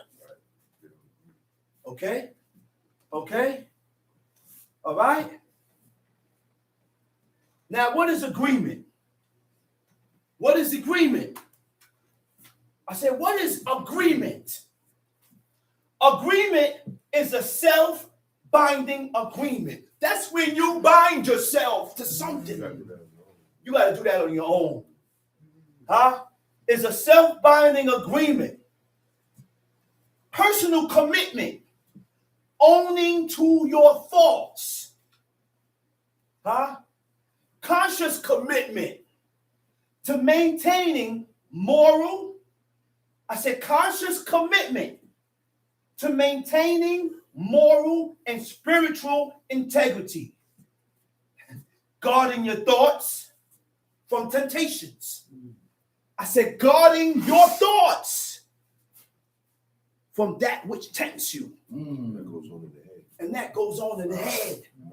We get tempted and we tend to lean towards the things that tempt us that is against God. But you got to guard yourself against these things. The song say, guard yourself from evil. That's right. So taking heed to yourself according to the standards of God. A person with moral integrity. I said a person with moral integrity acts as a guide. I said acts as a guide. Right? A person with moral integrity acts as a guide for others. This is deep. Let me repeat. Did we get that? When you have moral integrity, that's when you become a guide to others. That's when you will be able to guide others towards righteousness. Because you have moral integrity and everybody don't have that. So you can't guide and you can't teach and you can't judge. Guides and teachers and officers and judges have moral integrity because their job is to guide you. I said their job is to guide you towards righteousness. being consistent to a strict set of principles, ensuring your actions, ensuring your words and decisions aligns with your moral beliefs, making sure that your decisions aligns with God. The moral beliefs is God's laws, making sure that your actions and your words and your decisions align with what God says.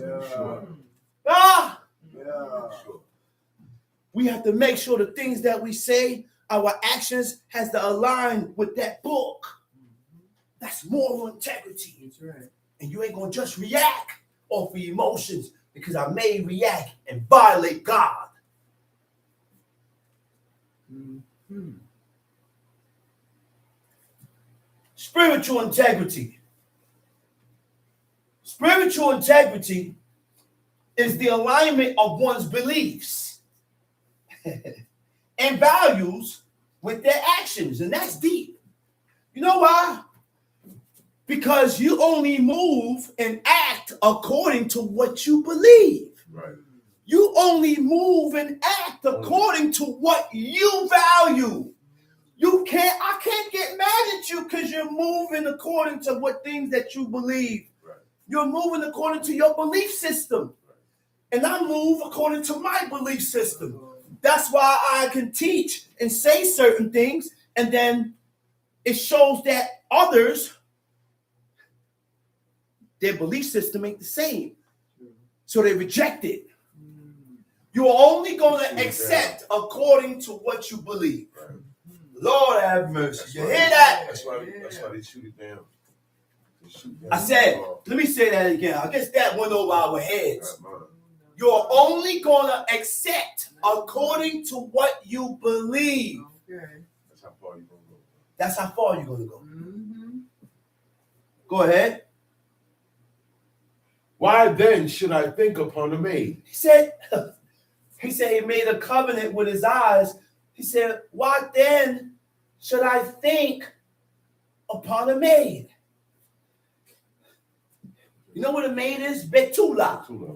A betula is a virgin. A woman that have never known man. Go ahead, read. But what portion of God is there from above? Wait a minute. But what portion of God is what? Is there from above. Oh my goodness. You know what it means? What portion could a person expect from God? This is answering verse 1. What can you expect? Right? What portion could a person expect from God indulging in what? Lustful Think thoughts. upon a maid. Lustful thoughts. That's why he said,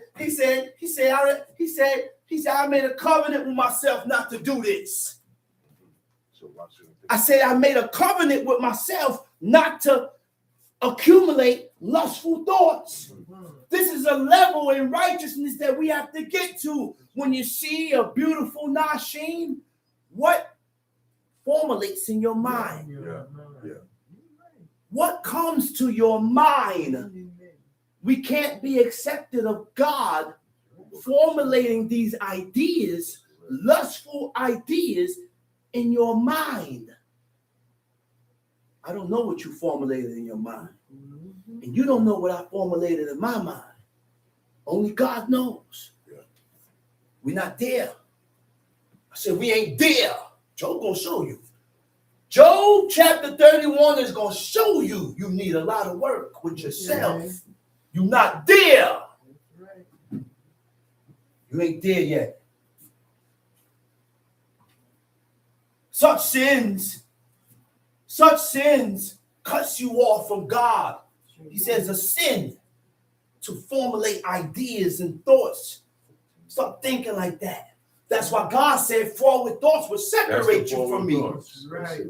That's why God said forward thoughts will separate you from me. That's right. That's right. Forward thoughts are contrary and opposite thoughts. Yeah. Time sheet. And what inheritance of the Almighty from on high? Verse 3. Verse 3. Is not destruction to the wicked. It's not destruction to the wicked. Huh? Calamity to the wicked. Misfortune to the wicked. And in the Hebrew, it says awel or awal. It means to the unjust one, to the perverse one. Misfortune, destruction, calamity to ones who are unjust and perverted by God. So it's our job to deal with everybody justly. Deal with people just. Deal with people being fair. If you don't like it, why do it? Uh-oh. If I don't want it, why give it? Plain and simple. I don't want it, but you're giving it to me. So if I don't want it, why are you giving it to me? I'm only going to give you what I like. Don't give me something that I don't like. That's being fair too. I don't want it no more, so I just give it away. So why are you giving it to me? That's not just. That's not being fair. Jonathan took his robe off his back. This is a robe that he wore. And you think he didn't want it? He said, but this is my robe, and this is my man, King David. He said, here, man. He said, here, put that robe on. He said, you're going to be king. And after you, I'm going to be king.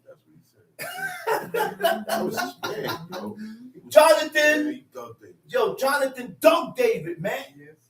He said the love of these two guys surpassed the love of woman. I said surpassed the love of woman.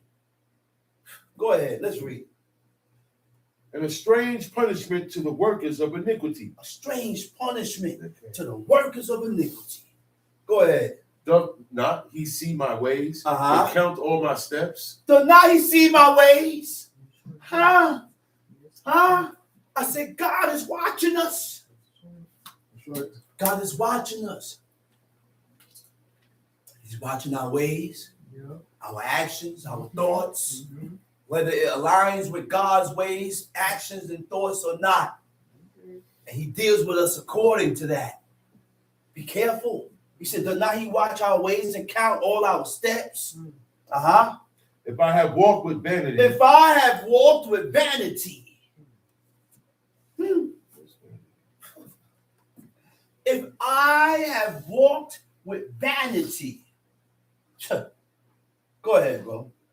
Or if my foot have hasted to deceit. Or my feet ran to deceit, to deceive. You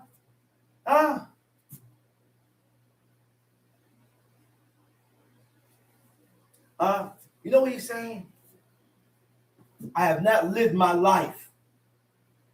I have not lived a life of dishonesty. I have not lived a life of being dishonest or pursued fraudulent ways. He said, I ain't moved this way. And the reason why I ain't moved this way, he said, because God hated it. Right. Go ahead, let's read. Let me be weighed in an even balance, that God may know my integrity. That God may know my integrity. Let's read.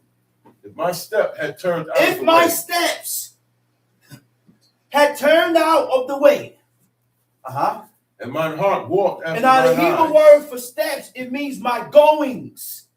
My goings, my actions, my behavior. If my goings, my actions or behavior had turned out of the ways of God, and mine heart walked after mine eyes.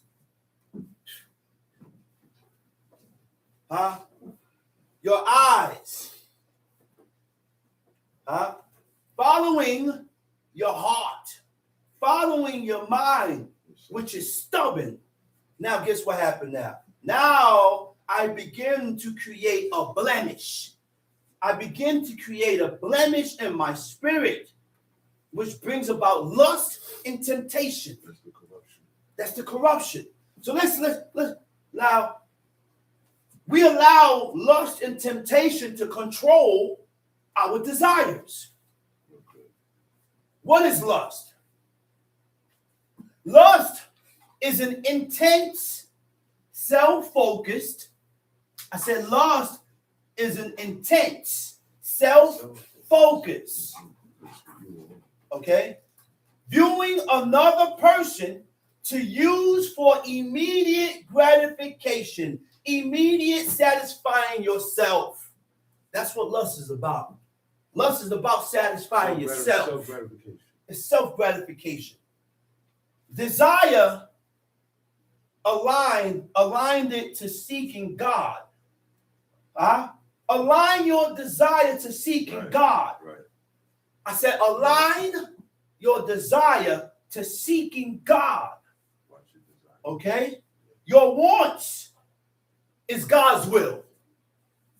Let your wants be God. Let your wants be God's will, which push you into actions. These are the things, these are pushers. These are things that causes you to push you into action and doing things that you ain't did before because you have turned your desires to be God's will. Desire is a nurturing connection with another. It also is a nurturing connection with another. Okay? Lust and temptation is an internal force that can control human desire. Internal. It happens within. Okay? Leading to impulsive, self-destructive, and addictive behaviors, which leads to self-gratification, which clouds your judgment. Impulsive. I don't know why I did it. Which clouds your judgment. Tom Street. What verse we at? Verse 8. Tom Street. Then let me sow and let another eat. Let me sow. He said, if I move like this, if I did this, let me sow and plant and let somebody benefit from what I just planted. I don't deserve this. He said, I don't deserve this. He's speaking this to God, man. Job was a just man. We're going to learn what it means to be just. Let's read. Yea, let my offspring be rooted out. If mine heart have been deceived by a woman. If my heart, what verse is that? 9. Go ahead. If my heart had been deceived by a woman. Go ahead. Or if I have laid wait at my neighbor's door. Had been deceived. Pata, it means foolish.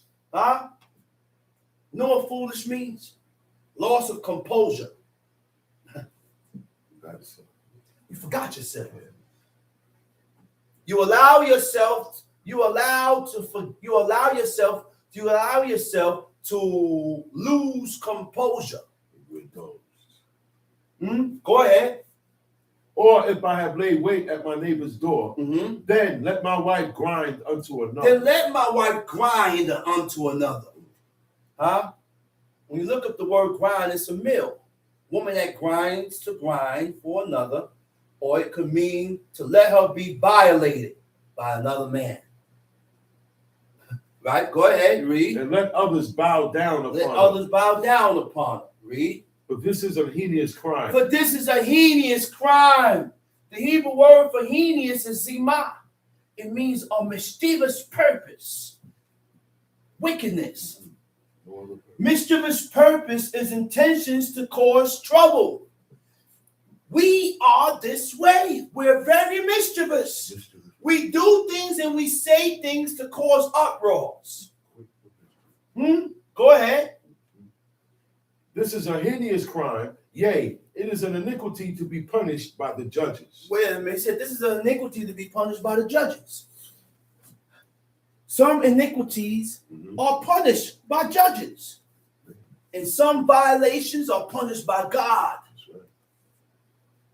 But because we have not made our mind up, we have not accepted our faults, we tell the bill, you ain't doing nothing to me. And you don't need to be around here. You need to go. You need to go. Because you're going to feel that you are obligated to do as you feel, and there's no punishment.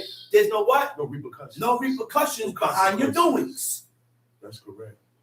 You got to go somewhere else. So you got to leave now. Go ahead, Tom Street. For it is a fire that consumeth to destruction. There's a and would root fire out- that is consuming to destruction, and what? and would root out all mine increase. Okay, Tom If I did despise the cause of my manservant, Wait a minute. Oh my Wow. gosh. Oh my gosh. Did we hear this? Job said, if I had despised or rejected the who? the cause, The of cause my manservant, Of who? or of my maidservant. These are my men servants. This is my maid servants. We don't have men and women servants today, but we have people, brothers and We serve sisters each other. around us. And look, never reject or mistreat people who are under you. You have authority over. Never reject or mistreat people who you have authority over, Don't use your authority. who are under you. So what's what happens now? There's situations that's going to transpire. So when they bring a complaint or have an issue with you, with him, with you or others, I got to consider it. Take this off. I got to consider it. I can't take your word. I have to consider the situation that is at hand and consult of the matter. Investigate the matter. Because Something wrong. Yeah. Job speaks against these things. And Yeah. it's highly recognized in the eyes of God. Highly recognized, yeah. These They matter. things that I'm reading here are recognized by God. When we do things opposite from what I'm reading here, guess what? God pushes you away. It's easy for me to show. It's easy for me to show. Huh? I had my frontlet on. You see me in my turban and my garment. But how's my ways? How are your ways before God? Everything that I'm reading here denotes and tells me whether you have good ways or not. God is teaching us to not reject and mistreat people. Don't reject and mistreat people that are under you. Right? This denotes fair treatment and justice to all. All around. That's right. All around justice. That's right. Fair treatment to all. That's right. That's fair. We got to be fair and just with all. Go ahead. What then shall I do when God riseth up? He said, what am I going to do when God arrives? And when he visited, what shall I answer him? He said, and when he visited, what shall I answer? The Hebrew word for answer is ashibenu, which means return. Oh my gosh. Which means if I continue to be unjust, there's no way, look, you can't return to God being unjust. You think you're returning to God. I'm returning, but you're unjust and you're not fair. And because you're not just and you're not fair, you think you're returning to God. You can't return to God being unjust. You can't return to God treating people the way you treat them and not being fair. That right there. Thumbs down. By you not being just and fair, that alone stops you. It stops you and it blocks you. You think you're advancing, but you're not advancing because you're not just. That's correct. That is correct. That's name. Yeah. We hearing this, man? We hear this? That is correct. But in our mind, we're returning and God is dealing with me and God, but you ain't just. You think God, you're telling yourself that God is dealing with me. You want God to accept you the way you are. No, man, you got to change. 360. You got to change, man. Mary J. Blige going on here. Time sheet. Gotta change. Job chapter 31, verse 15. Read. Did not he that made me in the womb make him? Did not wait. Read that again. Did not he that made me in the womb make You know him? who is he? Who is he and he is him? That's God. Yeah, He said, he did is not God? Make Did not he that made me in the womb made him. make him? Which means I made both of y'all. I created and I fashioned both of you dudes in the womb. The same way. So I'm going to treat you the same I Yeah. treat him. And I'm going to treat him the same way I treat you. Huh? So you ain't the only one that you think God got his eyes on. Okay. There are others that God have his eyes on. That's correct. That's correct. You just feel and think that God only has his eyes on you. Now find a safety pin. It's millions and billions of people in the world. But guess what? Like the brother just said, it's like a needle in the haystack. It's like I said, it's like a needle in the haystack. Yeah, It's rare. It's rare, Yeah. but you have them. they out. They out Spread there. it out. That's right. Time sheet. And did not one fashion us in the womb?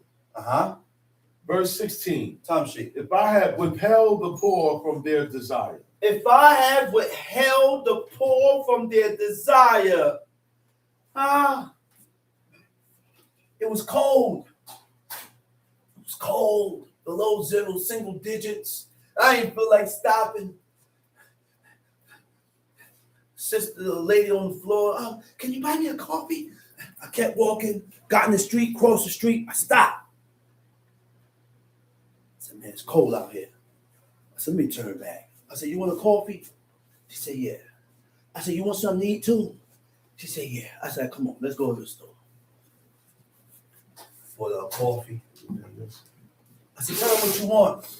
I want some fried eggs and cheese on a butter roll and a pickle. I said, get what you want. She got what she wanted.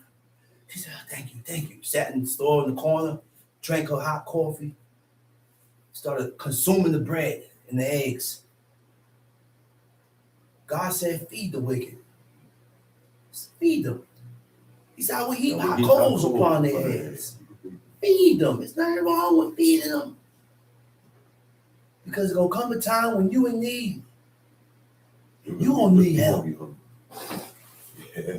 And people, you tend to receive the help from people, from strangers that you don't even Out of know. the clear blue. That's true. When you end up in this predicament, then you will begin to have a different outlook on certain things because these people don't know me and I needed help. Go ahead. If I have withheld the poor from their desire, Uh-huh. or have caused the eyes of the widow to fail, Or have caused the eyes of the widow to be consumed, to waste away, to cause to lose weight, strength or vitality. You can only lose strength, weight, vitality by not eating. By not eating. Right? He said, or have eaten my morsel myself. Joe said, man. I know what's heavy. Joe said, man. He said, I ain't eat my bread by myself. If I got a piece of bread, you got a piece of bread. I know what's heavy. He said, right? That's right. He was heavy on that. And the fatherless have not eaten thereof. You know what the fatherless is? Yatum. And Yatum don't mean fatherless.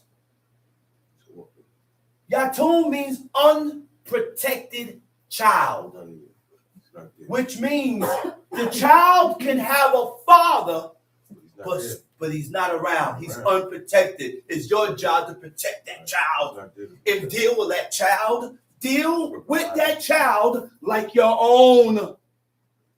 Like your own. I should be able to leave my kids around you and not worry about them being mistreated.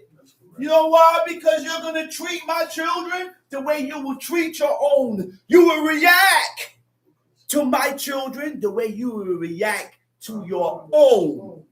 That's fair. That's true. You don't react to your kids that way. Why you react to mine? Why you react like that to mine? Huh? Don't get angry at the father and take it out on the children. You mad at the father, next thing you turn to the child, man, get away from me. Go inside. Man, you mother. It's shots you want.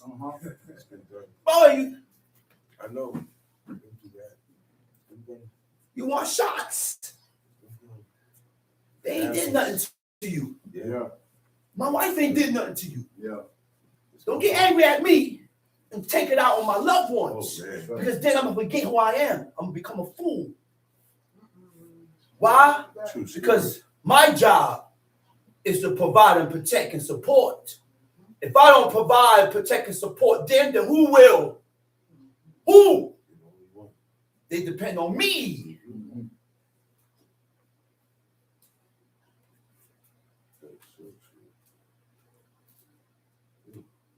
A lot of these godly ways, you need to be compassionate.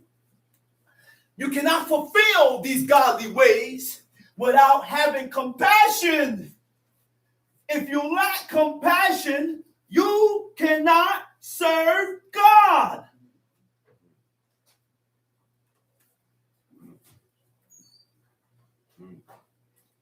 Wait a minute. Did we hear this, man? God said, why you so hard, man? I said, God asked the nation at a point in time in history, he said, why are you so hard? Why are you so stiff-necked? Huh? If we continue to lack compassion, you can't serve God. Because the laws of God teaches us to be compassionate towards others, towards each other.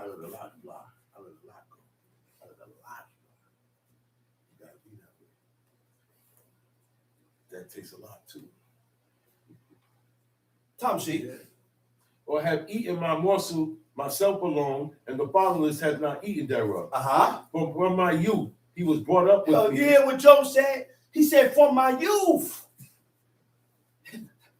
this child was brought up with me. Huh?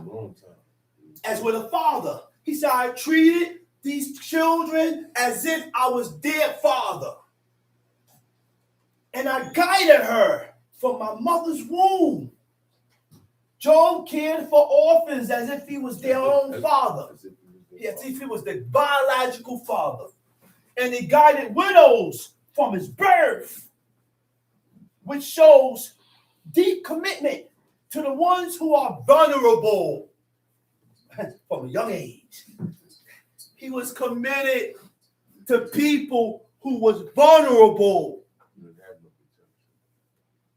People who are vulnerable has no protection. Nobody to speak up for them. Nobody to speak up for them. That's true. You spoke up for them because no one else will. These are things that God holds in high regards. But we denounce all this. We forget about these things. Throw it right out the window. And we only center on specifics. This, and this, but we throw away everything else. We toss everything else out the window. Mm-hmm. If I have seen any perish for want of clothing. If I have seen any perish for want of clothing. When I looked up the definition of want, it says meebly. You know what meebly means? Don't mean want.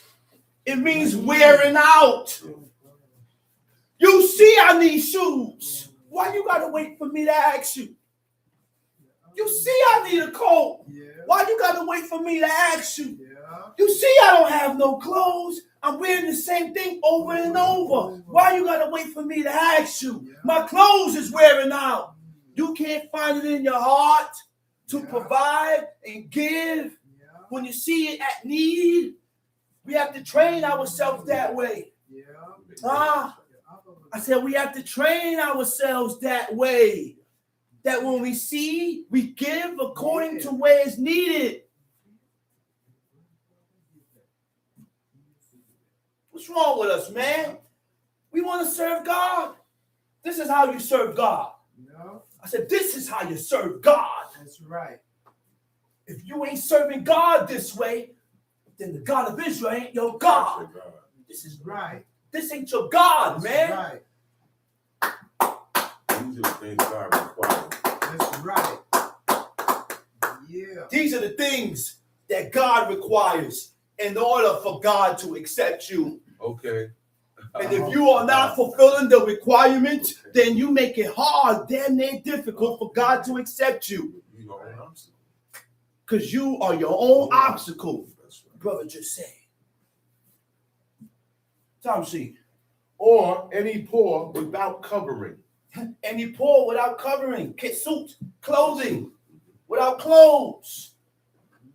Tom C. If his loins have not blessed me, He said, man, if his loins had not blessed me, and if he were not warmed with the fleece of my sheep, I have lifted up my hand against the fatherless. I have lifted up my hand against the fatherless. When I saw help in the gate, When I saw my help, Ezrati. When I saw my assistance, never abuse your power to harm the ones who are vulnerable. I said, don't abuse your power to the ones who are vulnerable. Even when you have evil people backing you in your words. Evil people backing you in your words. You're right, man. Yeah, you're right. And you want the person to back you. That's true. You want to be backed. And when I don't back you, you get angry at me for not backing you. I ain't supporting you. I'm not supporting you in your wickedness and your evil. I support I God. don't agree. That's true. That's right. I support the laws of God. That's right. I support the ways of God. I don't support evil. I don't support wickedness. That's right. Never could decline. Exodus 22. It says, never decline after someone or many to wrest judgment. What needs to be investigated, by all means, Go investigate. forward. Right. That's right. And never take no one's word, because you sin when you do such things. Gotta investigate the matter, no matter what, under no circumstances will I take your words. Yeah. Not the report. That's correct. Because those are the commandments of God, man. That's God commandments. Yeah. And most of the time, when you investigate it, the situation wasn't how what you you was told. painted out, It's not and what it you was wasn't told. how you saw it. Wasn't that way? Okay. That's why God said, investigate, inquire. Mhm. Don't take my word for it. Yeah. Inquire. Yeah. Because it may be not so. We don't follow these things that we read. He said, take the cause to your brother. It may be not so. Which means if you are feeling a way about this person, it is your job to confront the person. Say, and settle out the differences Okay. so that the conflict don't continue. Stops right there. That's correct. Peace. For peace. And when I confront you,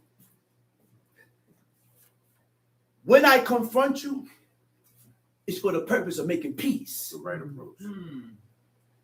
The right The approach. right approach. You Stop have playing. Stop playing. intentions on pursuing peace. You don't approach me in a hostile manner. That's not going to. That's not going to solve the situation. It's going to end up in It's blows. not wise. It's not wise. We don't want to serve Yeah, God, man. man. We don't want to serve God. We don't want to serve God. We fronting, man. We fronting. Talk about it. We fronting. I said we fronting. It takes a certain mentality to serve this God, man. I said it takes a certain mentality. Heart's got to change. Your heart got to change. Plain and simple. Plain and simple. Everything about you got to change. Thinking right. we walk and we go on in this life like we right. Like we don't have nothing to correct with ourselves. Nothing to correct with ourselves. I'm right, I'm godly, and you only banking on the few things. I said the few things. Yeah, roll on. I'm right The there. few things that we do. Fluctuate with that. Let's read, bro. Job chapter 31, verse what? 22. Verse 22. Let's read. Then let mine arm fall from my shoulder blade, Oh my goodness. and mine arm be broken Oh my from the goodness. Job said, if I have done this bone against the father. against the fatherless, he said, then let my arm break from the shoulder blades. Okay? Wait a minute. Where we at? 22. 22. Go ahead. And mine arm be broken from the bone. But destruction from God was a terror to Okay, me. hold up now. If Job had oppressed any that was vulnerable, right? Vulnerable or not allowed, he said, any of the vulnerable, he said, or not allow his arm to, he said, allow his arm to be torn from his shoulder and broken at the point to be never connected. You can't connect it because it's broken. It's off. He said, take my arm. He said, if I dealt unjustly, if I hand. did this, Yeah. if I lift my hand up against the, he said, allow Take this it. to happen. So I'll never do it again. Let's read, man. But destruction from God was a terror to me. Wait a minute. Wait a minute. Wait a minute. Wait a minute. Wait a minute. Wait a minute. Wait a minute. Wait a minute. Read that again. For destruction from God was a terror to me. Which means there was something that Job was afraid of that kept him straight. We gotta have something to instill fear in us to keep us in line with God. Because when you die, that's not it. It just began. Just start. It just started. Let's read. And by reason of his highness, I could not endure. The reason of his highness, the reason of his exaltation, the reason of his excellence, his dignity. He said, I will not be able to endure or move forward. I won't be able to. Let's read. If I had made gold my hope. A lot of us made gold their hope. A lot of us had made gold our hope, and we hoped in our money. I got money. I'm great. I got money. Man, I got nothing. I'm good. I got money. That's the first thing come out of here. I got money. You made gold your hope. Go ahead. Or have said to And the then vine, by the person that made the gold their hope, he didn't even look towards who needed. He boasted. There you go. You boasting and bragging, but you ain't using the money that God gave you towards the one that needs. True story. Yeah. You want to be the only one with money. That's your pride. There you go. Boasted themselves. Let's They're read. like Yeah. people to come acts. if I had made gold my hope, or have said to the fine gold, What verse you at? verse 24. Go ahead. If I had made gold my hope, or have said to the fine gold, thou art my confidence. If I rejoiced because my wealth was great, If I rejoice because my wealth was great, read. and because my hand had gotten much. It's because my hand had gotten much. If I beheld the sun, If I beheld the sun when it shined, when it shined, or the moon walking in brightness, or the moon walking in brightness, and my heart and my heart had been secretly, had secretly enticed, enticed, or my mouth or my mouth. had kissed my hand. Oh my goodness. These are gestures of worship. You had gestures of worship Yeah. when your mouth had kissed your hand, right? Gestures of worship used, and that gesture of worship was used to venerate idols in ancient Rome and Greek culture. That's when you ever seen a person blow a kiss, they kiss their hand and they blow a kiss. That gesture was used to venerate idols in ancient Rome and Greek culture. And the moon.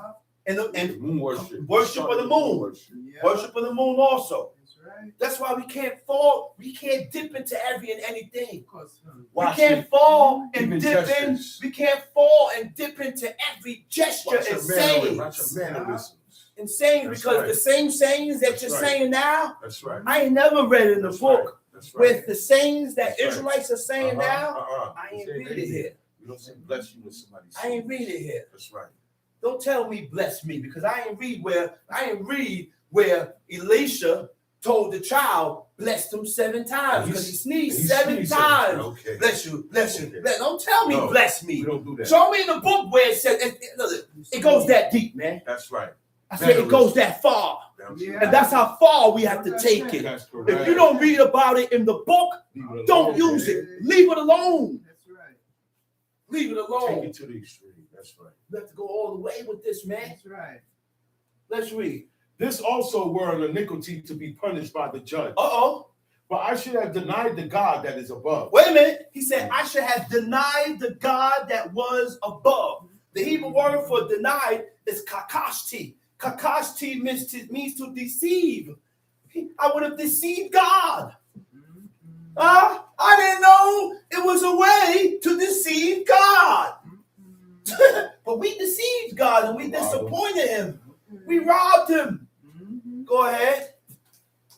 If I rejoiced at the destruction of him that hated me, If I rejoiced at the destruction of him that hated me. You gotta watch your emotions. You gotta watch your emotions. Yeah. And Job never rejoiced at the misfortune of his enemies by causing his mouth to sin, by staying committed to justice and compassion, So that pride don't go up. so that it will keep you from voicing or saying things against people that hated you. I want to look up myself. Go for it. No, he remained in justice and compassion. We have to learn to let things go. They never the type of people. Look, time supposed to kill all things. But it's been 10 years and you still, we said, Holding on. holding on. Holding on, not me, man. And I gotta remain the way I am and not allow myself to be influenced by people that have not made their mind up to serve God. I don't hold things over people for long periods of time. Let it go. Let it go. Because you want God to let things go with you. uh-oh, You want God to hold everything that you have done Uh-oh. over your head. That's right, brother. So why do we hold things over people's head, over each other? Yeah. God teaches us to be compassionate. God teaches us to be justice and have mercy. Have a heart. I have a heart. Come on, man. Teach. Come on, man. Chase a heart. Come on, man. Let's read. if I rejoiced at the destruction of him that hated me, or lifted up myself when evil found him. Oh, man. Or lifted up myself when evil found them. Go ahead. Neither have I suffered my mouth to sin by wishing a curse to his Uh-oh. soul. Uh-oh. Go ahead. Where we at? I'm at 31 now. Go ahead, Tom Shea. If the men of my tabernacle said not, Wait a minute. The men of my tabernacle. Huh? His household. He's talking about now. Go ahead. Finish it. Oh, that we had of his flesh, we cannot be satisfied. You live where he's. Wait a minute, man. Teach. Take your time. Wait a minute, man. Teach. You hear what this man just said? He's even speaking about the treatment of the people, of how he deals with his wife and his children. Bang. Bang, bang. Triple bang. I said bang, bang. Because we walk around in our houses like tyrants. Ease up a little, man. Gotta ease up. We gotta ease up. Job speaking about it, that means that it was held in high regard with God. That's right. These are the things that caused God to bet on him. That's right. This is why God. This is why God betted on know him. the type of guy. Because I know this man. I know the type of person this man is. And because I know this man, I was able to wage war with this adversary. He said, man, I bet you he won't curse me. He said, I bet you he won't curse me. No matter what I do to him, or no matter what I allow you to do to him, Job ain't gonna curse me. The man spoke about how he dealt with his household. So there's a way that a husband or the head of a house have to be in his own house. Lord have mercy. Are we understanding this? He was easy. He put his foot down concerning law, but he was still easy. His own children was doing things that was not to be done. Job took sacrifices for each one of his kids. He said, just for the purpose, just in case if they curse God in their hearts. Let's read. If the men of my tabernacle said not, oh, that we had of his flesh, we cannot be satisfied. The stranger did not lodge in the street, but I opened my doors to the traveler. He said, the stranger ain't lodged in the street. He said, but I opened my doors to the traveler. Go ahead. If I covered my transgressions as Adam. Oh my gosh. Oh my gosh. He said, if I had covered my transgression like Adam. The Hebrew word for covered is kesiti. But guess what? It means to conceal or hide. We as a people, we hide our sins. We hide our faults. You know how we hide our sins and hide our faults? By not holding yourself accountable. By not holding yourself accountable. Accountability. Because when we're wrong, we justify ourselves. Yeah. And you be at fault. And you're at fault by not returning evil for evil. All he did was say some words. Why am I holding this vendetta over some words? Job didn't move that way. And his own friends spoke against him. His own friends. But because they spoke against him, he still dealt with them as friends. You hear the righteousness? Once you're my friend, that don't stop. Even if you don't deal with me as a friend, you will still remain my friend. You want to learn the ways of God? You better stop. You better stop. Because we block ourselves from God moving the way we move. We as a people, we hide our sins, our faults by not holding yourself accountable. Go ahead. If I covered my transgressions as Adam by hiding mine iniquity in my bosom. By hiding my iniquity in my bosom. Go ahead. Did I fear a great multitude, or did the contempt of families Wait a terrify minute. me? He said, did I fear the great multitude? The Hebrew word for multitude is hamon.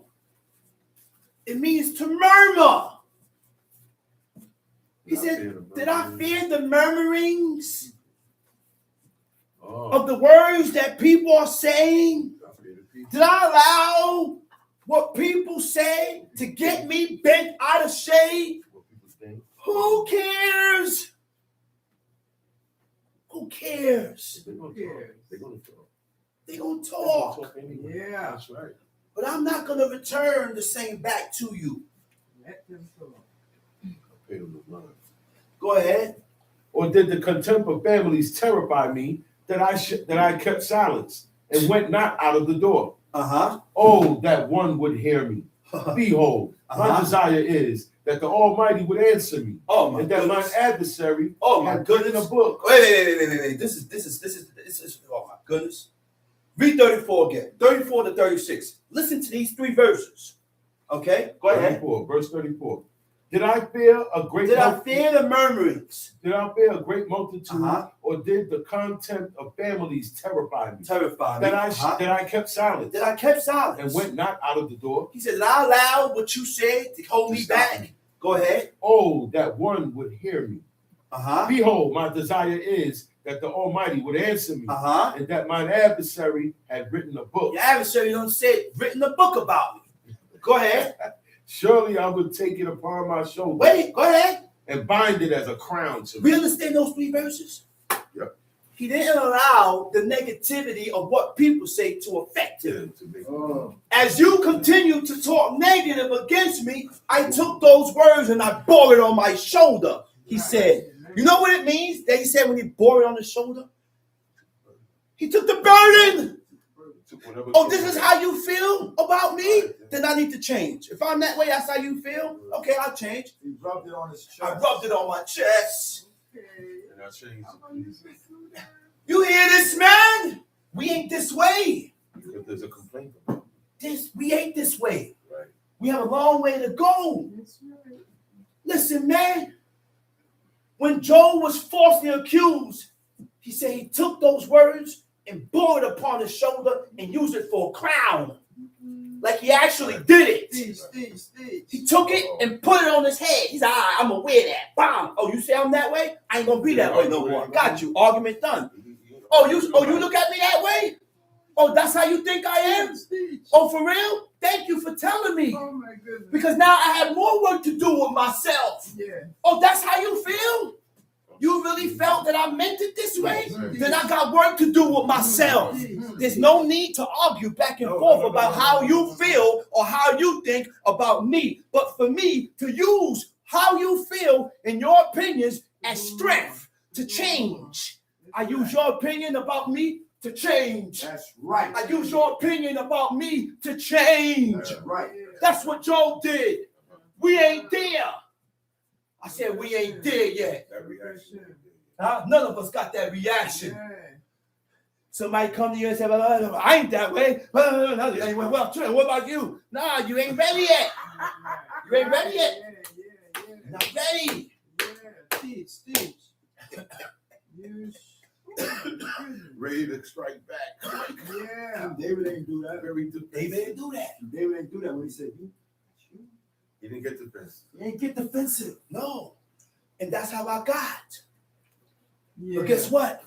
It ain't last. Guess what? It ain't last. Because I'm not that person to hold things. It don't last with me. Right. All you do is influence people, and you do this, and it hurt me for a while, but then after a while, Yeah. I was talking to my brother this morning. I said, bro, I ain't moving like that no more, man. It's not for me to hold against you what you say about me. I don't care what you say about me, but I'm going to use those words for strength. I'm going to use those words so that you don't think about me this way no more. Because I'm concerned about how you feel. And if I made you feel that way, I'm sorry. I apologize. If you got that, from me, I don't want you to feel that way no more. Just means that I need to change certain things with myself. And that, look, look, man, Job is deep. Let's read. I would declare unto him the number of my steps. As a prince would I go near unto him. If my land cry against me, or that the furrows likewise thereof complain. He said, if my land, the land itself. The land complained. It's not good enough. You know why the land complain? Because I'm not doing right by the land. I'm not causing the land to rest. I'm working the land. He said, I even dealt right. I dealt fairly and just with my own land, according to the laws and the commandments of God. So when we deal unjustly with the land, but not causing it to rest, when God said for it to rest, the land cries out. The land cries out, man. And it's going to complain to God. Because you keep working me. You working me and you working me. Every time we glean and we pick, the land got to work to push forth more fruits. But when you give the land time to rest and you don't pick and glean, then the land ain't working. He's resting because he don't have to produce no more apples. Right. And God compared it to the womb of a woman. Can't get a woman pregnant after 2 years because she still got to breastfeed the baby. Oh boy. 2 years old, the baby's still breastfeeding, not eating table food. I said, not feeding the child table food when the child ain't got his grinders. Right.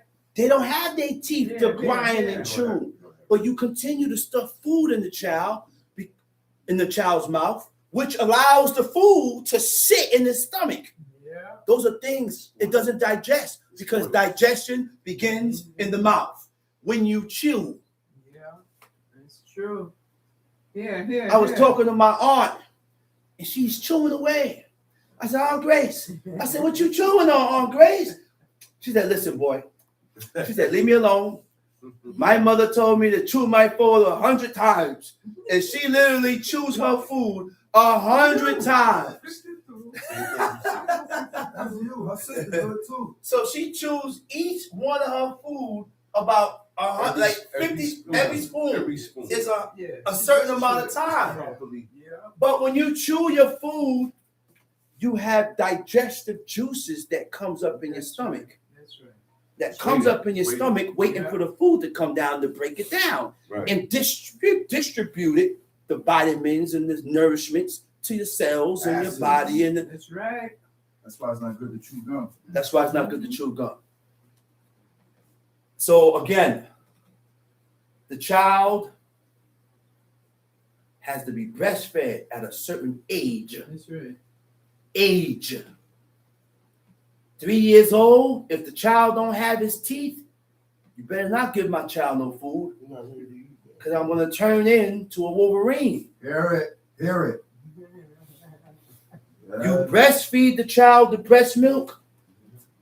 When the child have fruits and vegetables, when the child eats fruits and vegetables, you take the vegetables, fresh vegetables. Boil. I did this with my twins. I took the vegetables and I boiled it halfway, not cooked it all the way. I boiled it halfway and I blended.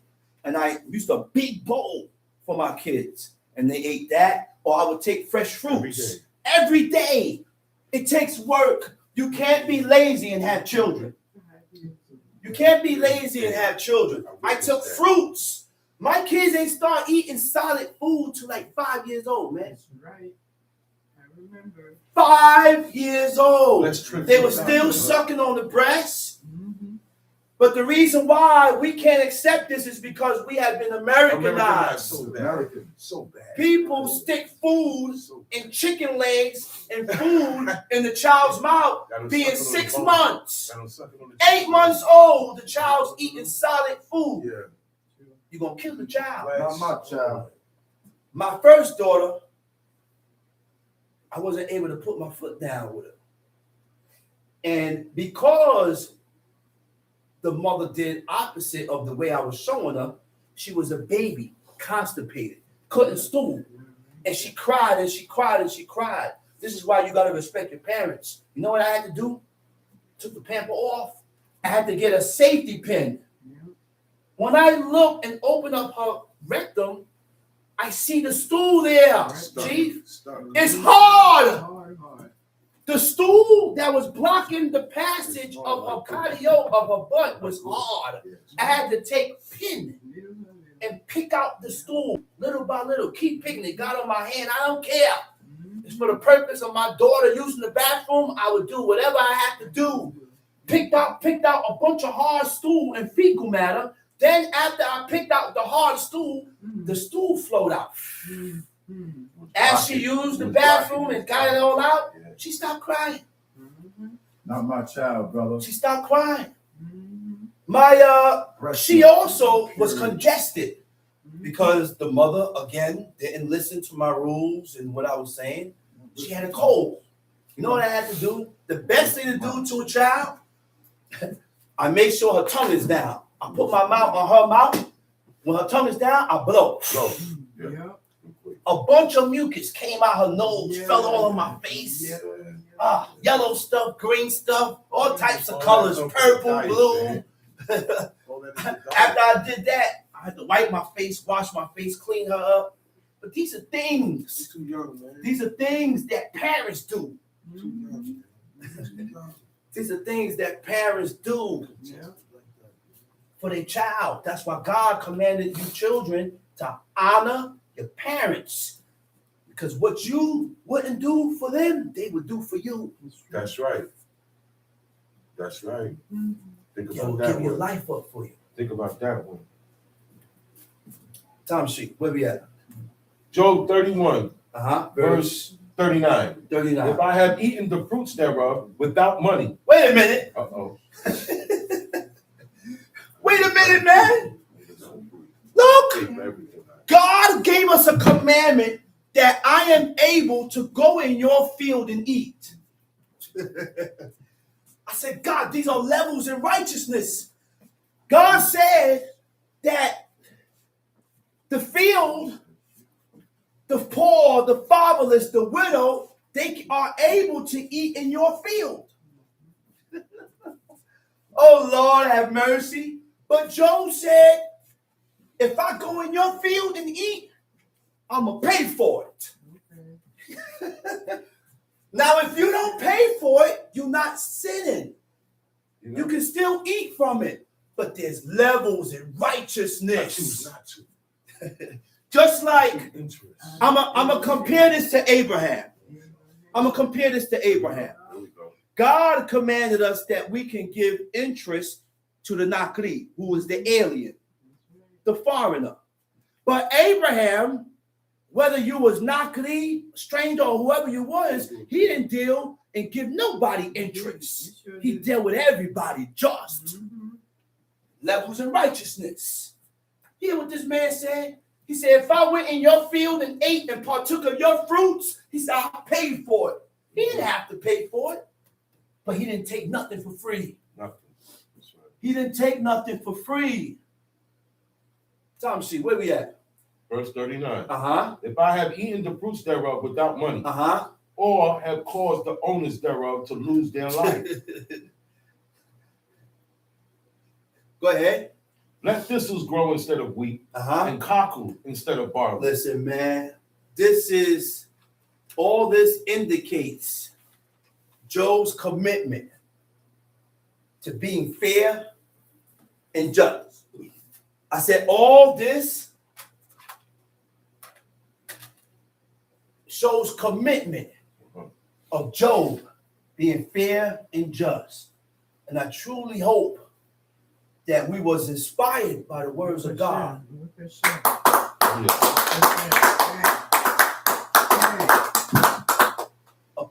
By the words of God, man. Following after the ways and the customs of God. And with that, I'm going to say Shabbat Shalom. Shabbat Shalom to God. And I'm going to call up the next speaker, teacher indeed, Chief Mikhail Ben Level.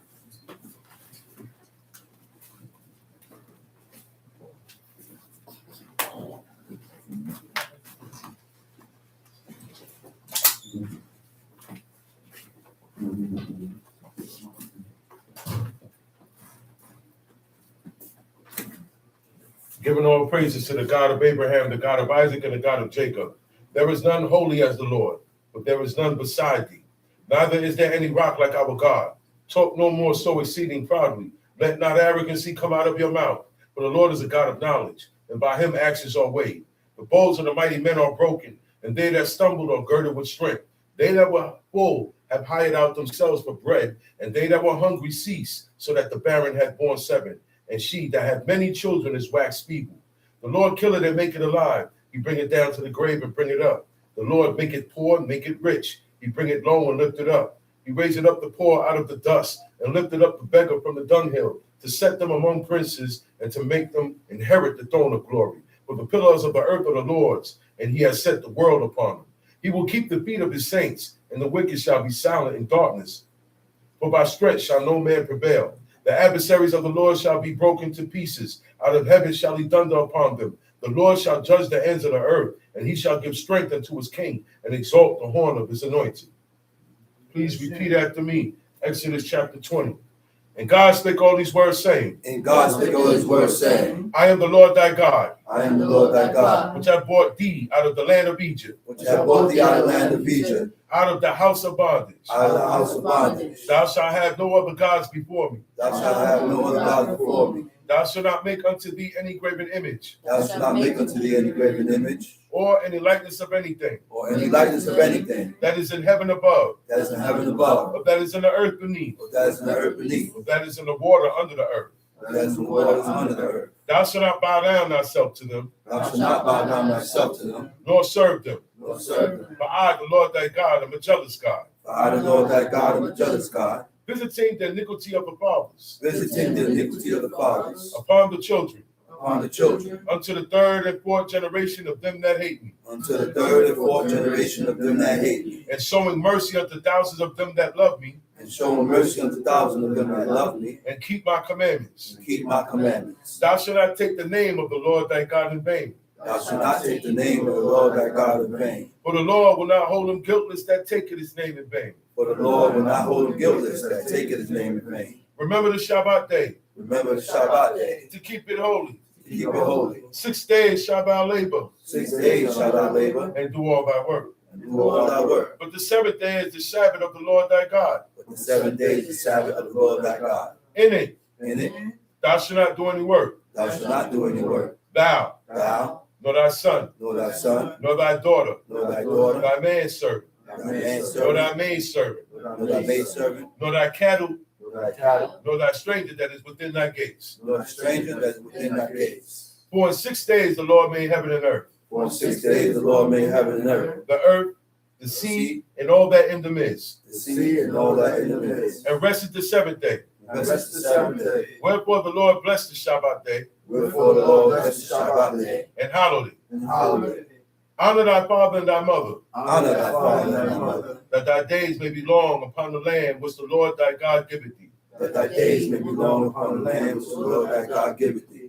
Thou shalt not murder. Thou shalt not murder. Thou shalt not commit adultery. Thou shalt not commit adultery. Thou shalt not steal. Thou shalt not steal. Thou shalt not bear false witness against thy neighbor. Thou shalt not bear false witness against thy neighbors. Thou shalt not covet thy neighbor's house. Thou shalt not covet thy neighbor's house. Thou shalt not covet thy neighbor's wife, Thou shalt not covet thy neighbor's wife, nor his manservant, nor his manservant, nor his maidservant, nor his maidservant, nor his ox, nor his ox, nor his ass, nor his ass, nor anything that is thy neighbor's. nor anything that is thy neighbor's. Shabu.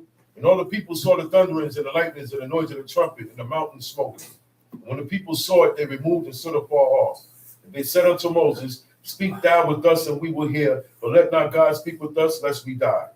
And Moses said unto the people, Fear not, for God is come to prove you, and that his fear may be before your faces, that ye sin not.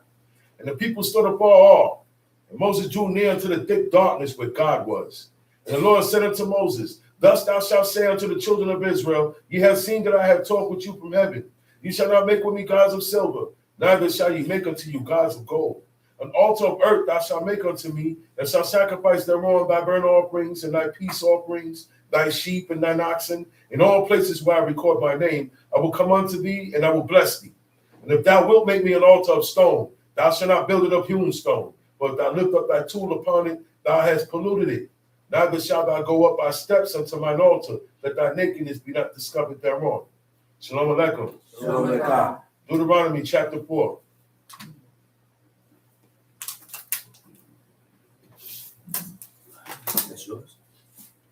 Yeah, that's fine.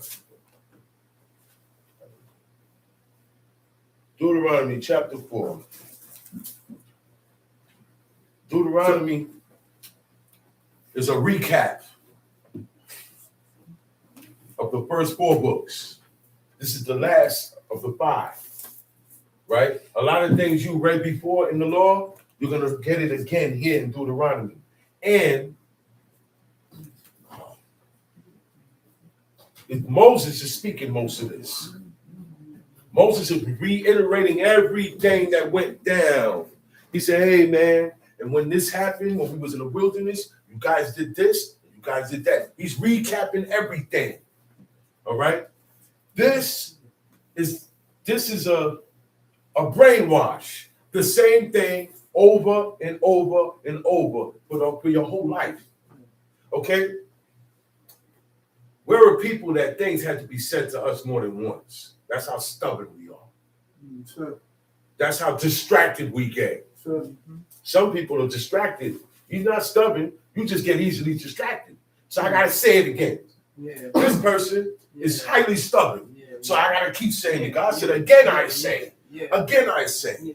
How many times God talked about the Shabbat in the law? How many times God talked about not eating of blood and fat in the law? Okay. A lot of laws God spoke about more than one time. Yeah. Some laws he spoke one time. Not saying one is more, but I'm gonna put it to you like this. Some laws get you cut off. Some laws you just bear to sin. This law you bear to sin and it gets you cut off. So be careful with the things that had to be repeated over to you again. Yeah. Baba used to tell us, he said, yo, man, what's wrong? I got to keep repeating myself. He used to get tight, repeating himself over and over. Yeah. That means you wasn't listening to me the first time. Time Or that means you was listening to me and you didn't care. And there comes a time when the speaking stops. Right. There comes a time when God stopped speaking to the people. There came a time when he stopped preparing and speaking to the people. The speaking done. Speaking is over with. It's done. Y'all don't push me away. You know what? I'll deal with y'all from far away. I love you. Look. I love you. I love you. But I'm going to deal with you from over there. You can't come so close to me because of the way you are. The way you are is not accepted. The way we are is not accepted. You hear what we just read in Job 31? Some of that stuff we can't even do now because we ain't got no land. I don't have a land for the land to cry against me, for me to... Do we have that? No. I don't even have the stuff that Job said. I'm not equipped to be able to show my heart for God because I'm not around these situations no more. That's right. He had a chance. He had a better chance to do that. That's right. Most of that stuff he did in 31, I can't do because it's not there. It doesn't exist. Right. Poor. Bring poor in my house today. They better be ultimately godly. See, he was dealing with his people. That's right. I'm gonna make this clear. Job he didn't go around the heathen. He was around his own people. So when he talked about people, he was talking about Israelites. Yeah. When he was talking about poor, he was talking about Israelites. Yeah. When he was talking about the wicked and this guy's, all Israelites, because that's who he dealt with. That's right. Okay? When Abraham allowed those 2 strangers in this house, that time, you can do that at that time. I'm not bringing nobody in my house today from outside. I got to watch the Israelite that come in my house and make sure he don't have idols on him. That's right. Or a tattoo on him. Israelites still walking around with tattoos. Did you get rid of those tattoos yet? That's right. How about that? That's right. When you brought up tattoos, I thought about it. A lot of people got tattoos before they came into this way of life. Did you get rid of the tattoo? Until you get rid of your tattoos, you might as well have a cross around your neck. Yeah. What you do don't count. A lot of these opportunities to get closer to God has been cut off from us. That's why I was sitting there thinking like, man, I can't even do that. I don't have no land. Man, what poor can I bring in my house? And I ain't got to worry about when I come back in my house, everything's gone. Yeah. It's worse now. I got to watch what I do good too to prove myself to God.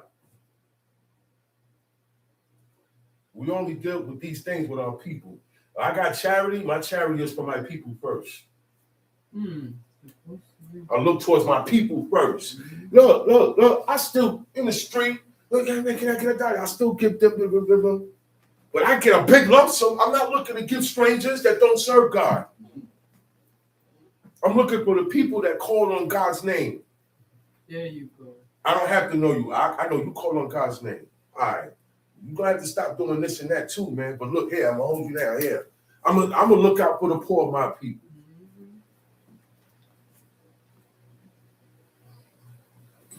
You look out for people out there today that don't serve God, man, you got to watch it. Just be careful.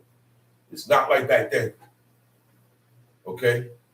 They'll say thank you in the name of Jake. Yeah. They'll bless you in the name of Jake. And I said, man, I should have did that. Should have did it. Should have did it. Deuteronomy chapter 4. Deuteronomy chapter 4. Let's see.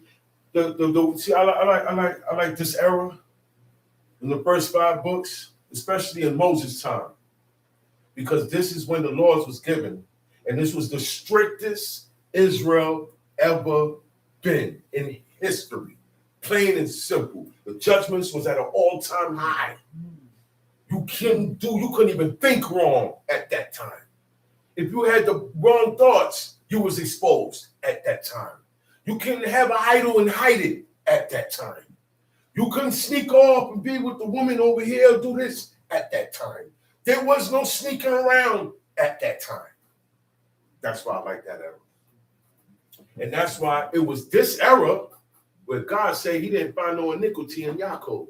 Y'all know that, right? Mm-hmm. The era that God didn't find no iniquity in Yaakov was when they were sitting next to Moab, when they were still dwelling around in the wilderness, and they were close to Moab land, and Moab got scared. God looked at them and said, there's no iniquity in none of these people. Israel at that time was flawless. That was the only time as a whole we were like that. Why? So I said, man, what made everybody, the old, the young, the men, the women, everybody was on the same page with God? What made it that way? There was no sin being done. There was no sin being done. None at all. Nobody had an artifact that they didn't supposed to have. You know what an artifact is, right? A thing that people use to worship, whatever. People could make anything a god today. Okay, so that's called artifacts. Okay? The car safety. Listen, man. Let me tell you something, man. Cross. At that time in the wilderness, they spoke against their teacher, and God almost killed them for that. They spoke against their teacher. They wanted to kill Moses. Moses was their teacher, right or wrong? Right or wrong? Right. Moses was their teacher. Moses was the whole nation's teacher. And everybody wanted to kill him. Okay? It's the mentality that we're dealing with today. This was back then. This is the mentality we're dealing with today. That's why I say sometimes it's going to come out hard. Sometimes it's going to come out soft. You know why? Because we're a hard people. We're a stiff-necked people. Hard-hearted. We're very hard-hearted. Okay? We're very hard-hearted, edgy, and thin-skinned. Edgy and thin-skinned. For no reason. No reason. So there are some times when the law is going to come down like a hammer. And there's times it's going to come like a soft feather. But that's how you receive it. It's only going to come how you're going to receive it. It's only going to come out how you receive it. If you rebel against what you're hearing, it's going to come down harder. That's how it is in this way of life. Time sheet, Deuteronomy chapter 4. Now therefore hearken, O Israel, unto the statutes and unto the judgments, which I teach you. for to do them, Do them. that you may live and go in and possess the land which the Lord thy God or your father is giving you. You're about to possess this land that I promised to your father Abraham years ago, hundreds of years ago, and it's coming into fruition now. Okay, but I need you guys to listen, to hearken, to take heed to the statutes. The statutes is what? The days that are decreed by God, right or wrong? That's right. The times when we gather. The Shabbat is the beginning of the statutes of God. Then you got his feast days. Then you got the new moon, right? Give me some more days. You got Feast of Unleavened Bread, Feast of Booths, Feast of Weeks, the new moon, Yom Teruah, Yom Kippur, the Shabbat. Later on, Hanukkah was incorporated. Purim was incorporated. I'm looking for birthdays. Oh, wait. See, Stop it. You starting trouble. Stop it. See, I want things certain. I didn't want that to be mentioned, but I know it's in everybody's head. My fault. It's in everybody's head. But look. We just mentioned the days that God gave us. And the other two. And we had days that we fasted. Certain months that we fasted. Okay, so that is all accepted. What about these other days? What about birthdays, anniversaries, housewarmings? People have housewarmings. You get a new house, throw a party. Yeah. They said, did you bless the house? Yeah. You know what? I said, bless the house. I said, man, we don't do that. He said, man, you don't even know what people mean when they say bless the house. It's nothing nice what they talk about. Okay? When they get a new house. These are the traditions and the ways and the manners and the doings of the people and the customs of the people. This is why it's so hard for you, not me, for you to attain to the customs, to the ways, to the days, to the mannerisms of God and his days and his laws like these people did, because we have not pushed out the customs of the people and the traditions of the people. I have not pushed that out of me. I didn't make space for God's commandments. That's what we have to do. Push this stuff out and make space for God. He says, so the statutes have to be commemorated. We can't make up our own days. I can't make up my own day for the Feast of Unleavened Bread. When the Feast of Unleavened Bread in, I make up a new day now. Okay? A new day when that coming. Or add on to it. Or take away from it. This is what God is talking about. So there's no other day to add on to the Shabbat. Okay? All right? Yeah, baby. I'm just saying, the Shabbat is unique in its own. There's no other Shabbat. It said it shall be a Sabbath of rest. God is talking about the first days of the feast days when we gather. It shall be treated like it's a Shabbat while we're gathering. Once we break on those feast days, it will not be treated as a Shabbat. You could go out and come. You could bring burdens. We could drink wine, you know what I'm saying? You could festive. Today is not a festive day like that. All this is under the statutes. Then now we got judgments. Judgments are penalties. Judgments are penalties for violation of the statutes or the laws. Yeah. Every sport has penalties, am I correct? In basketball, foul. Beep, beep, they blow that whistle. Beep, beep. When that whistle gets blown, a judgment call is about to go down. Okay? In football, they take out the flag, that yellow flag, you throw it down. There's a flag on the play. Okay? We have to justify that play. You did something against the rules, now you're going to pay 5 yards for that. In football, that's what that is. There's judgment in everything. When there's rules to be followed and you go against the rules, there is a penalty, there is a judgment, there is a payment, there is a fine, there is an action to take course in substitute of the violation of these commandments. That's what judgments are. Some of these commandments, you break them, the judgment is death. Some of these laws, you break them, you pay back. Some of them, you pay back the principal in the fifth part. Sometimes it depends on what you stole. If you stole a sheep, you got to pay back for a sheep. You stole an ox, you got to pay back 5. But we don't have oxes and sheep today. People steal money. People steal money and items and jewelry, gold.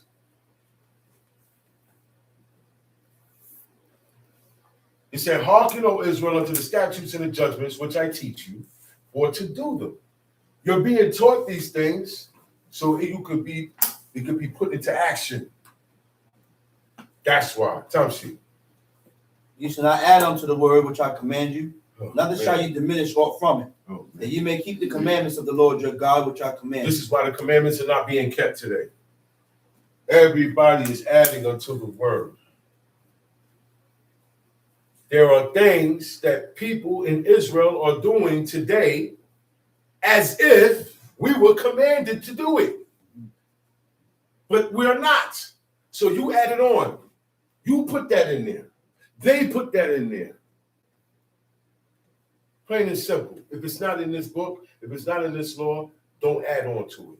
Don't put no more than what God put. He said, and neither shall you diminish aught from it. Don't subtract from it. Don't take away from what God says here. Leave it, in other words, leave it the way it is. That way you can follow it the way it is. Once you take away and subtract, you alter. You know what alter means? Not an altar, alter, E-R. You change. Alter means to change the original form or original course of procedure. That's what happens when you add and when you take away. That's why when people say certain things and they say this final word, you know what that means? You know what final word means? Nothing is added on to what I said. Nothing is taken away from what I said. You got to follow what was said directly and keep it that way. And that's the problem. This is the law that got everybody messed up. This is why we have so many debates on the laws and the commandments of God.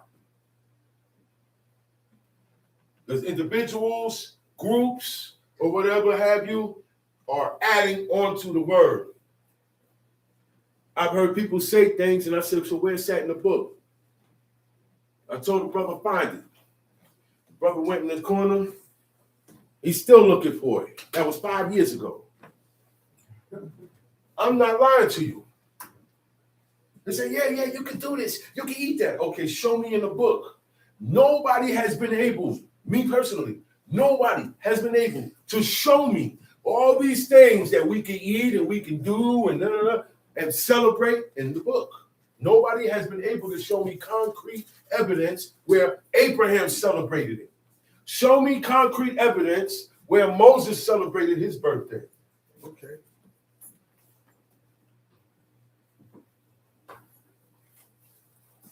Show me where Job celebrated his birthday. Show me where Jeremiah, matter of fact, Jeremiah cursed the day of his birth. You know that, right? Jeremiah cursed the day that he was born. He even cursed the dude that brought the news. You know, the guy, hey man, it's a boy. The guy that brought that news, Jeremiah cursed him. He said, curse the day that mother. He said, man, I wish my mother would have kept me from coming out the womb. He said she should have closed her knees. She should have closed her knees. And when that happens, the baby can't come out and it suffocates. He said, my mother should have killed me. She should have let me born. Birthday. He hated it. Some of these men hated the day they was born because of the life that they're going through.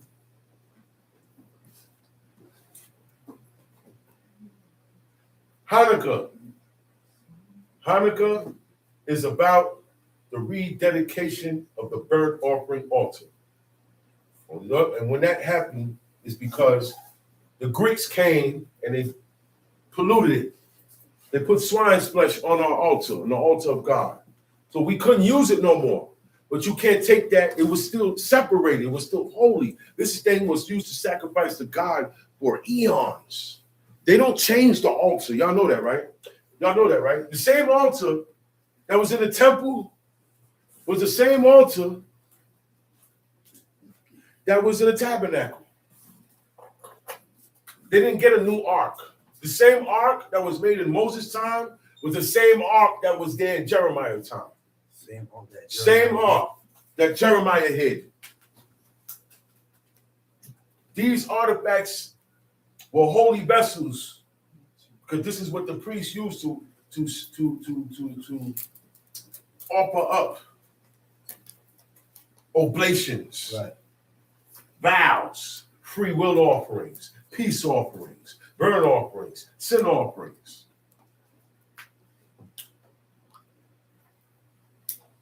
God didn't suffer anybody. You couldn't just go, anybody come and just do. You couldn't even sacrifice for yourself. You couldn't conduct your own sacrifices. You had to bring it to the priest. That's all. Now, all priests come out of the tribe of Levi. Am I correct? Right. Or supposed to be. Or supposed to be. Remember back here, you had Reubenites. You had a lot of guys that said, hey, man, I could do what you do, Aaron. All right?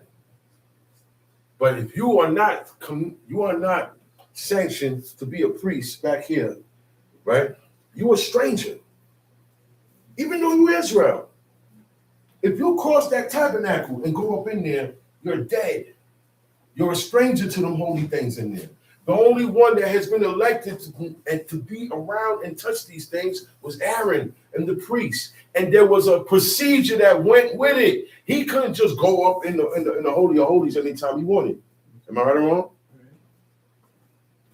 Am I right or wrong? Right. Could Aaron go up in the Holy of Holies and sit down and chill out?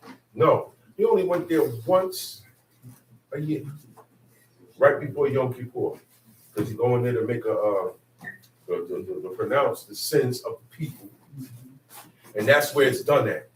And while he's doing that, it's smoke all over the place. Because God is sitting there on top of the mercy seat. And the mercy seat is not really an actual seat. It's just a spot this small, 2 inches wide. At the end of this part is the wings of the cherubim. The cherubims bowing down to God. God is in the middle of the cherubims. Their wings go over their body and come down like this. So it's at a point. The wings come here, the wings come here. You got a little bit of space. And that's where God shrinks himself down and he sits right there in the mercy seat. That's what's called the mercy seat. And the reason why it's called the mercy seat is because that's the day that he sits there and listens to all of Israel's sins and iniquities. And he gives them mercy from there, allowing them a way to relinquish their sins without dying or paying for it. That's the mercy. That's why he sits on the mercy, calls it the mercy seat, because that's the only time he sits there, when he's giving these people mercy, because the sins are being rolled off to him. He got his hands on the head of that goat. And as you ain't telling the priest your sins. I ain't telling the priest. The priest, God causes the priest to know. Yeah. Being the priest is high level. God causes him to know, and then he just starts confessing. We don't confess, we fasting. He's the one that do the confession.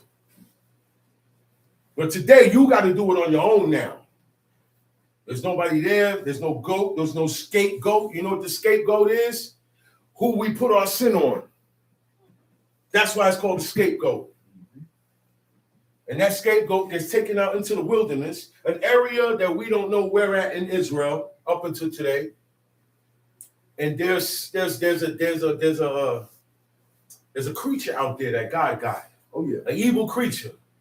Okay, that's all. I can't say no more because the information of it is from other books I cannot to mention. But it's in here. But God mentioned the creature. He said he's gonna come and he's gonna eat that goat. He's gonna eat the goat that's packing all that sin. Right. That's why I said, send it with a fit man. A fit man is a man that you could trust. That's what a fit man is, a man I could depend on. A fit man is a man I could depend on to carry this out. Yep. I know I could send you to the store. You're not going to go about your business. I can't send him. He stopped and talked to everybody. I need this now. So I'm sending you because I know you stop what you're doing, you come, you do, and you go. So I depend on that. And that's so you're fit. That's why I said he didn't have to be a godly man. But this job here, not everybody's qualified for this. I need you to do it. And that fit man not gonna feel no way. He's gonna take that as an opportunity because he need all he could get. So he gonna take that and he gonna do his job. What his job is to take that scapegoat, go all the way down there, let it go. Not take it home to his house and make roti out of it, goat roti. Or chop him up and sell it. Or chop him up and sell him. Or let him go anyway. Or let him just go. Nah, that means he ain't a fit man. That means I can't depend on you to do this, man. And if we can't depend on each other, what are we good for each other for? Oh, God. Sometimes I need your help, and sometimes you need my help. Sometimes I need a favor. Sometimes I need you to go to the store for me. And I'm open to do the same for you. But when it's a one-way thing, there's pride involved. That's right. Sometimes when you try to address it, it turns out bad on you. So you keep your mouth shut and you stay, you cut yourself from things. From people, the situations, places, you start minimizing yourself. You minimize. That's what David did. He isolated. He started to minimize himself.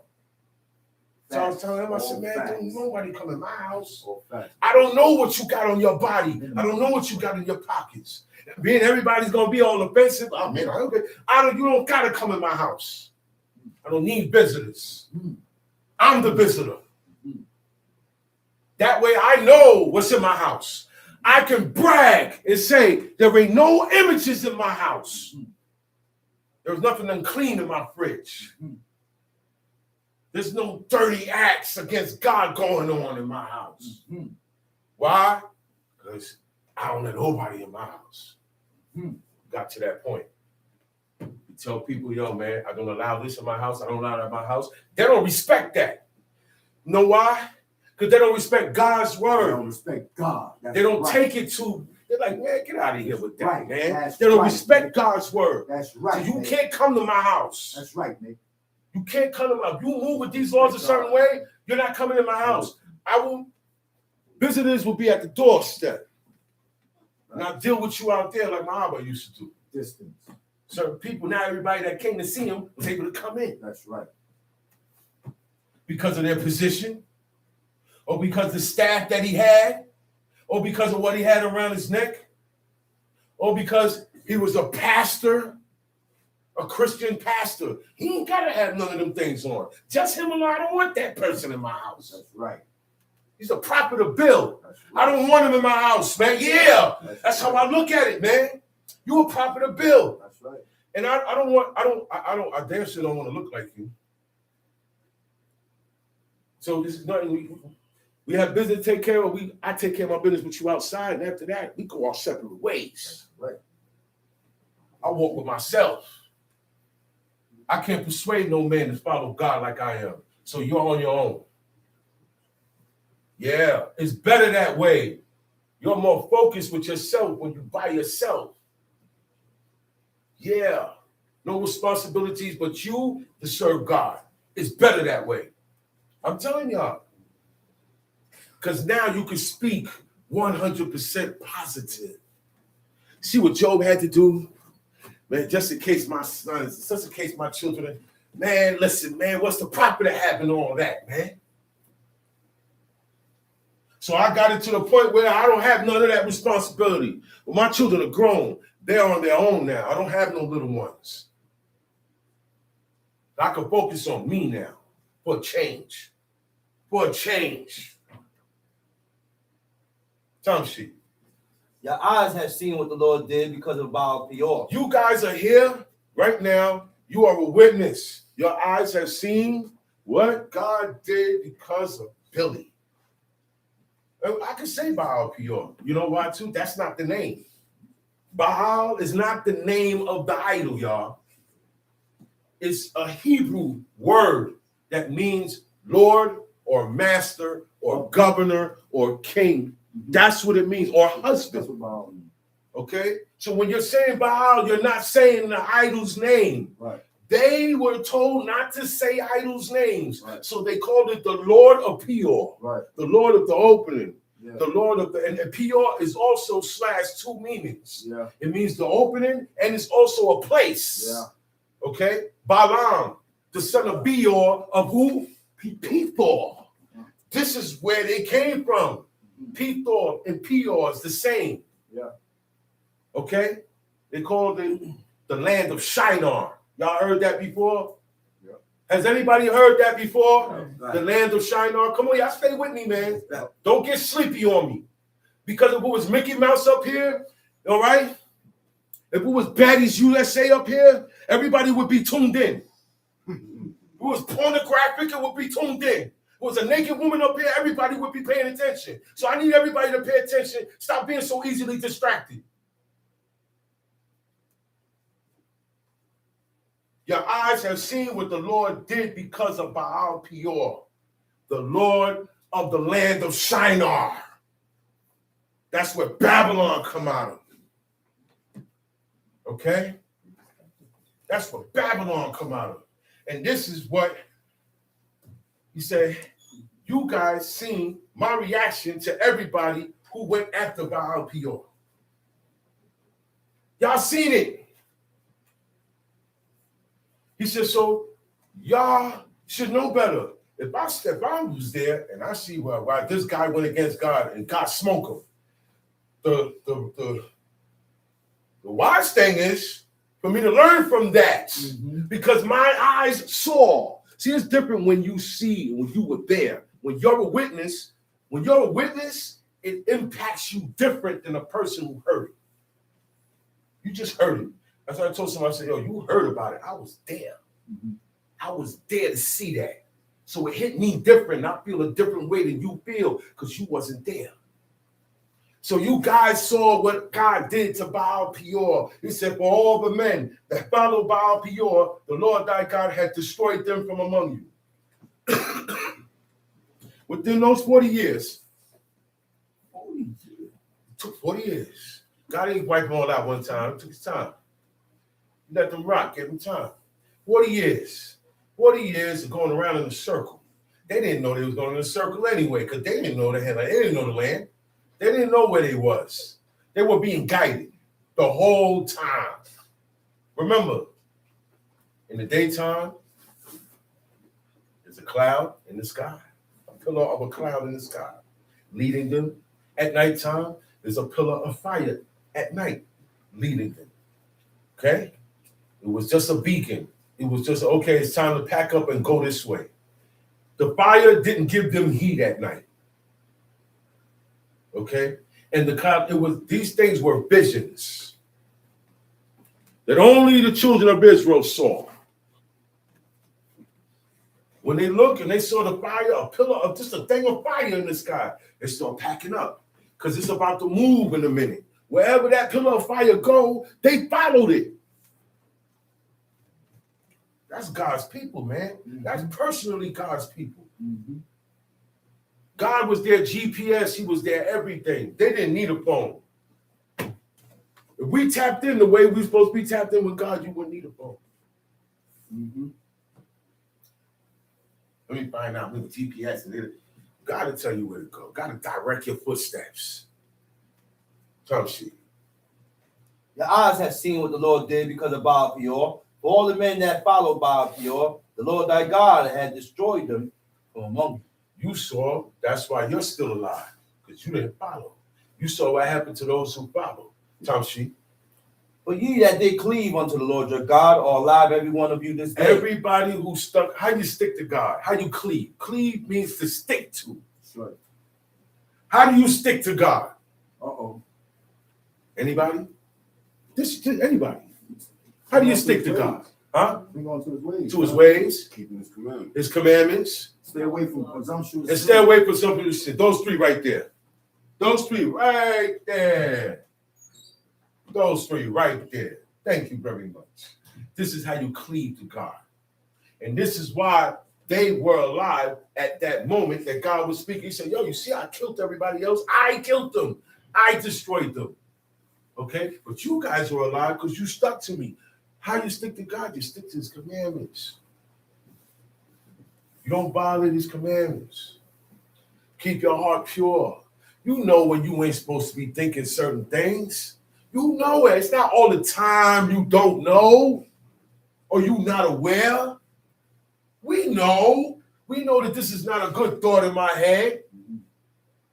What my voice is telling me to do to you, I know it's wrong, but I still listen to it. We don't need nothing special to know ourselves, man. You know ourselves. We know our own wickedness. We know our own righteousness. Don't fool yourself. Tamshi. Behold, I have taught you statutes and judgments, even as the Lord my God commanded me, that you should do so in the land whether you go to possess it. The whole object of you doing and keeping these commandments that I gave you now is so that when you get in the land, you can keep them. Because the land is designed to house people who live by these commandments. If you don't go in that land that they call Israel and live by the commandments, the land going to spew you out. The land's going to complain. It's not going to bring up nothing. It's going to rebel against you. Everything's going to be against you because you are against God. You keep adding on, you keep taking away. Okay. You understand what adding on is?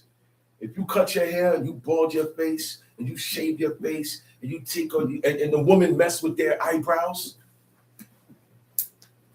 you adding on. I can look and say, okay, well, that person likes to add on to the law. People saying, oh, we don't have to do the Shabbat because we don't have a priest to do the procedures for the you take away. When people say we don't have to do certain things in this book that God say to do, you like to take away from the law. When you would say that things that God saying that ain't in there, you like to add to the law. So that's what we got. Just look at the law. If it's not in there, they're adding on. If it's in there, he ain't doing it, you're taking it away. That's how it goes. Tamshi. Keep therefore and do them. For this is your wisdom and your understanding in the sight of the nations, which shall hear all these statutes and say, surely this great nation is a wise and understanding people. For what nation is there so great, who had God so nigh to them? They're not going to say that unless you do what God said. Other than that, they're going to say, look at these people. They're a joke. They're going to take you as a joke. The spirit of them looking at you as a joke is going to come upon them from God because you looking at this as a joke. That's why. So because other than that, if you don't take this as a joke, they're going to respect you. They may not like how you live, but they're going to respect you. So they'll say, yo, man, yo, look, listen, not for nothing, though, man. They up and up. Yo, look, you ain't got to worry about certain things with those people. You ain't got to worry about them stealing with those people. Right. You ain't got to worry about nobody. No, I should hope I don't have to worry about my wife. Oh, God. Oh, God. I should be able to trust any Israelite brother around my wife. That's right. Talk about it, Nick. That you shouldn't want to be all up in her face all the damn time. Because we didn't play that. Samson said, yo, if y'all wasn't playing with my helper, you wasn't. She was the only one that knew. I tell my woman everything. You went and pressed her and forced her. But what they said, yo, give me the riddle or I'm going to burn you and your father's house down. Come on, man. She gave the riddle up. Why? It was her own people. Was going to burn her and her father and everybody in it. And that's why he got made and said, yo, if y'all wasn't plowing with my helper, you pressing my helper. Yeah. Or you in her face. In her face. Or why don't you, listen, well, you got too much to say to my woman, yeah, she don't need your counsel. Yo, I listened to a song the other day, and the brother said, what he said? He said, messing with my Isha. I said, man, why he put that in there? Is that what was going on? Is that what's going on? Is this why God said don't commit adultery? Yeah. Because you're going to have men looking at men's wives. It's going to come out. And lusting after them in their heart. Mm-hmm. She's not the only pretty one. Yeah. She's not the only light-skinned one. She's not the only dark one. Go and find yours. Or maybe you're not ready yet.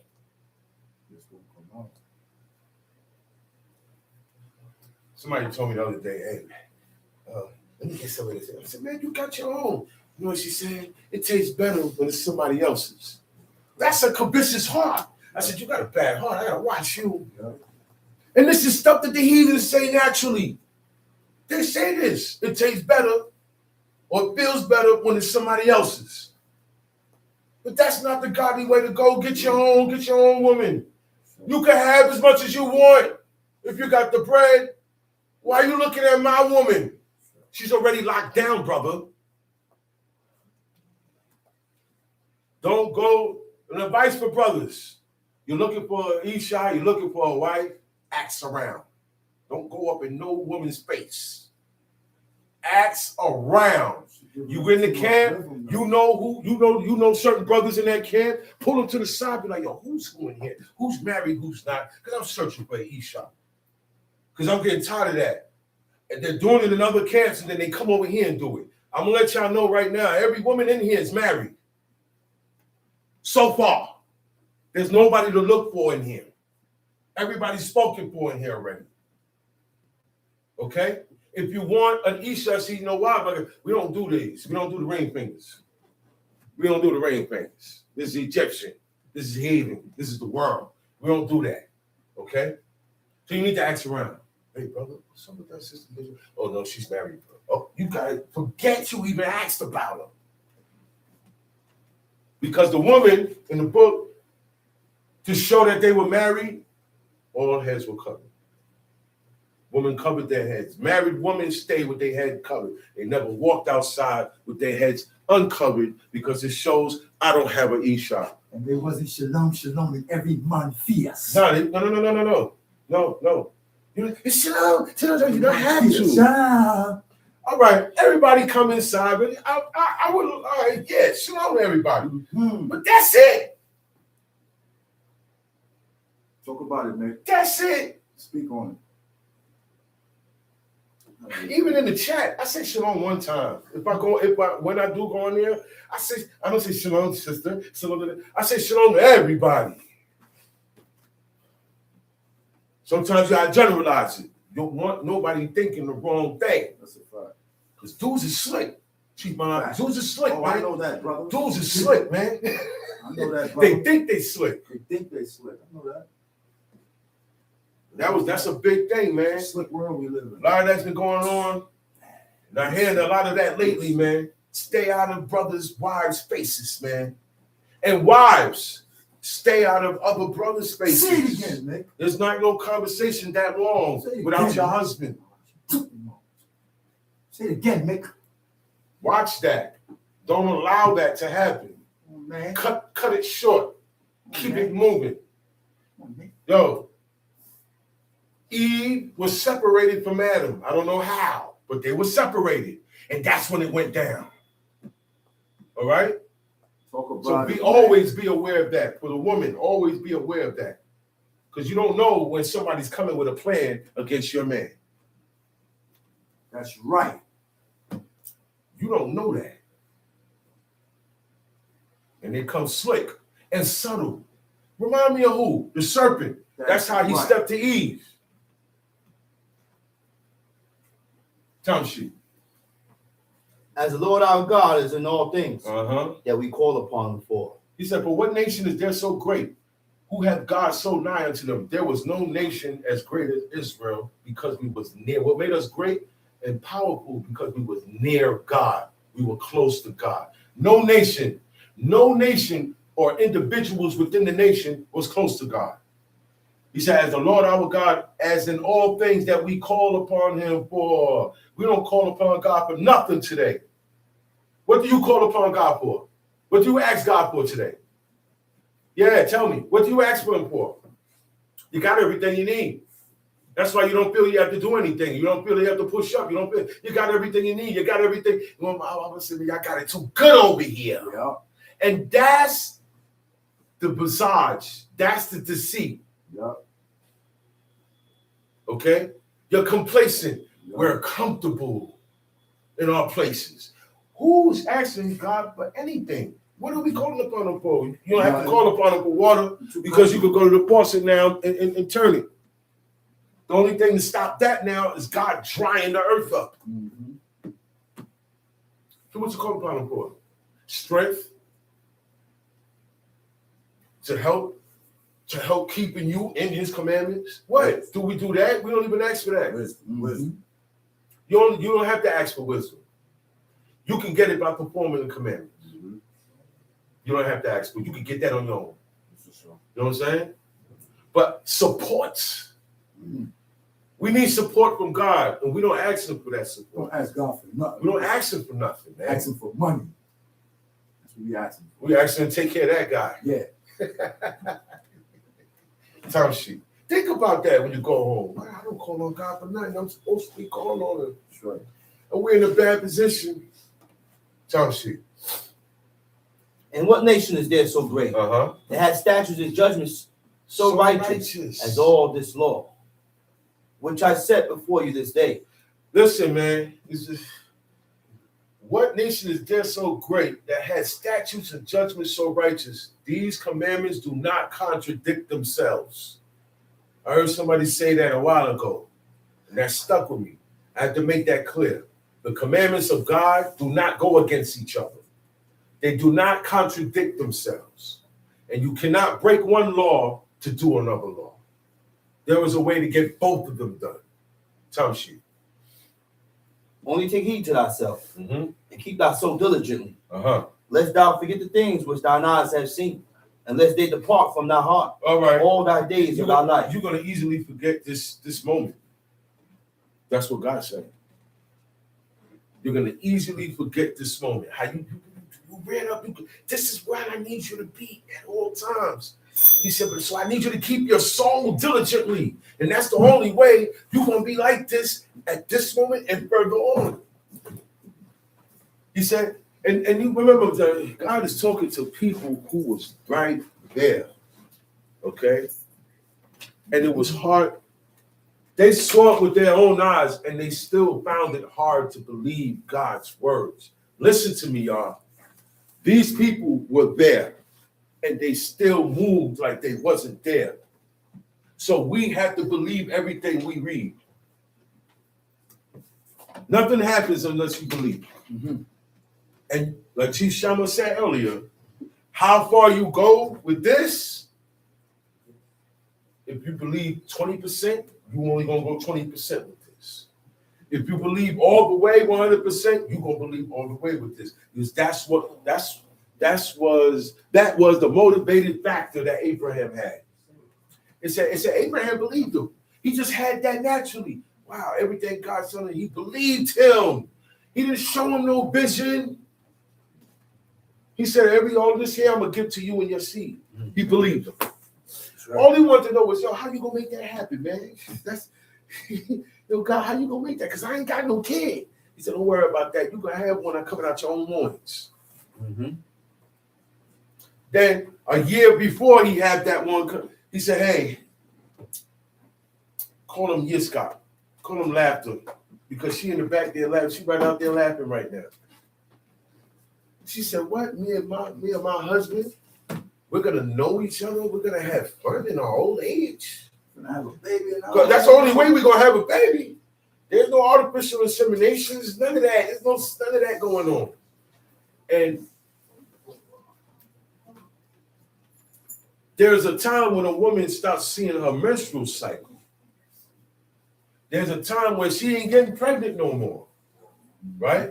And I noticed in this book, when a woman got to that point, the men backed up off them. There was no more sex. Mm-hmm. Because the purpose of sex was to have the children. Mm-hmm. But they still loved each other as if they were still, okay?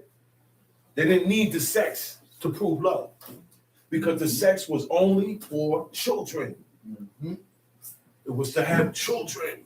So once she can't have children no more, he backed up off her. Mm-hmm. He didn't keep having cohabitations with her. Or when she's pregnant. Oh, okay, we're going to get to that too. Mm. Okay? So once she gets to that age, You gotta leave. I mean, it's not sin, but in the book, I noticed our forefathers backed up on. All right. That's right. When she's pregnant, Leave her alone. stop jumping on her, man. Leave her alone, and leave him alone. It's not just don't just be the man all the time pursuing a good time. That's right. All right. I'm not gonna put that all on just the man. Because the woman be wanting it too. Yeah, I understand. Because you're pregnant, hormones is jumping. I know. I've been with my Isha pregnant. I know how you get. Okay. Now, what she feels, the baby feels. Just remember that. All right. So the enjoyment of cohabitating with your spouse, that baby feels that. If y'all get what I'm saying. Okay? And you're altering. Sex alters certain, what's the name of it? Certain hormones, certain chromosomes and genes that are supposed to go to the child. That's why a lot of children are born deficient of something. This child was born, he needs extra vitamin B in his life because he don't have no vitamin B in his life.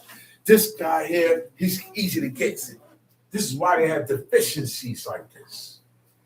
Because we're not supposed to have cohabitations with our woman while she's pregnant. Then when she has the baby now, the natural order, how's she going to feed the baby? She's going to breastfeed the baby. You can't be having sex while you breastfeeding either. This is why the kid don't like the milk. This is why no milk come out. This is why there's a problem with the breastfeeding, because you have an interruption going on in the process of feeding this child from the breast.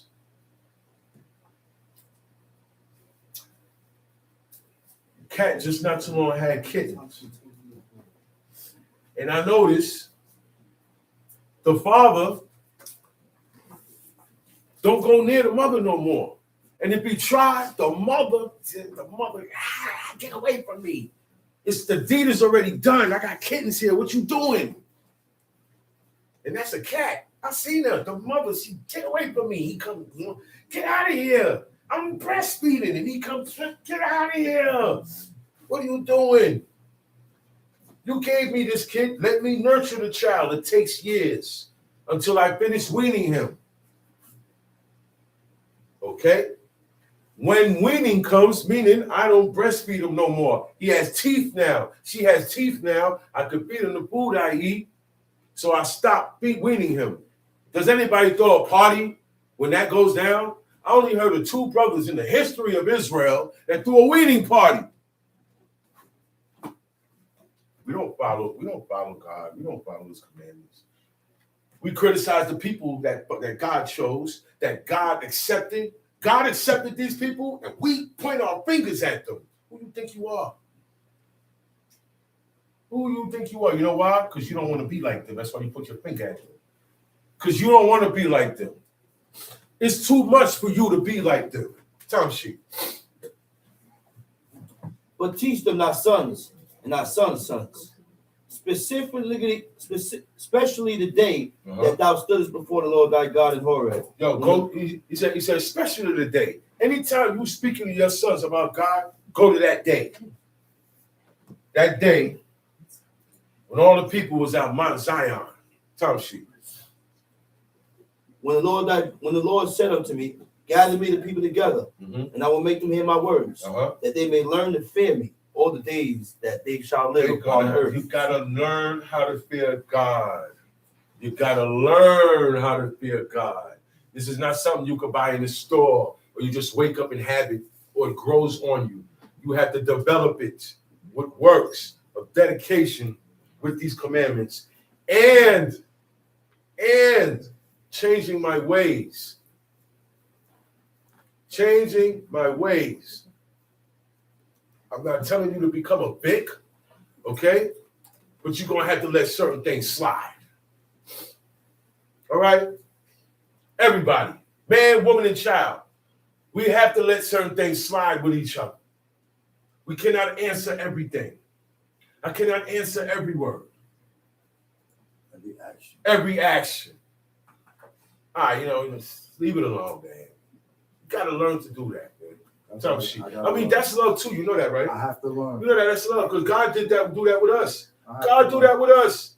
God love us. You know how you show love? By not beating fire out you all the time, by not destroying you, by not punishing you all the time. Your parents love you because they didn't beat you all the time and punish you all the time for everything you did. Oh, that's what that. That's love. That's what the notes. Love is correction. The first step of love is correction.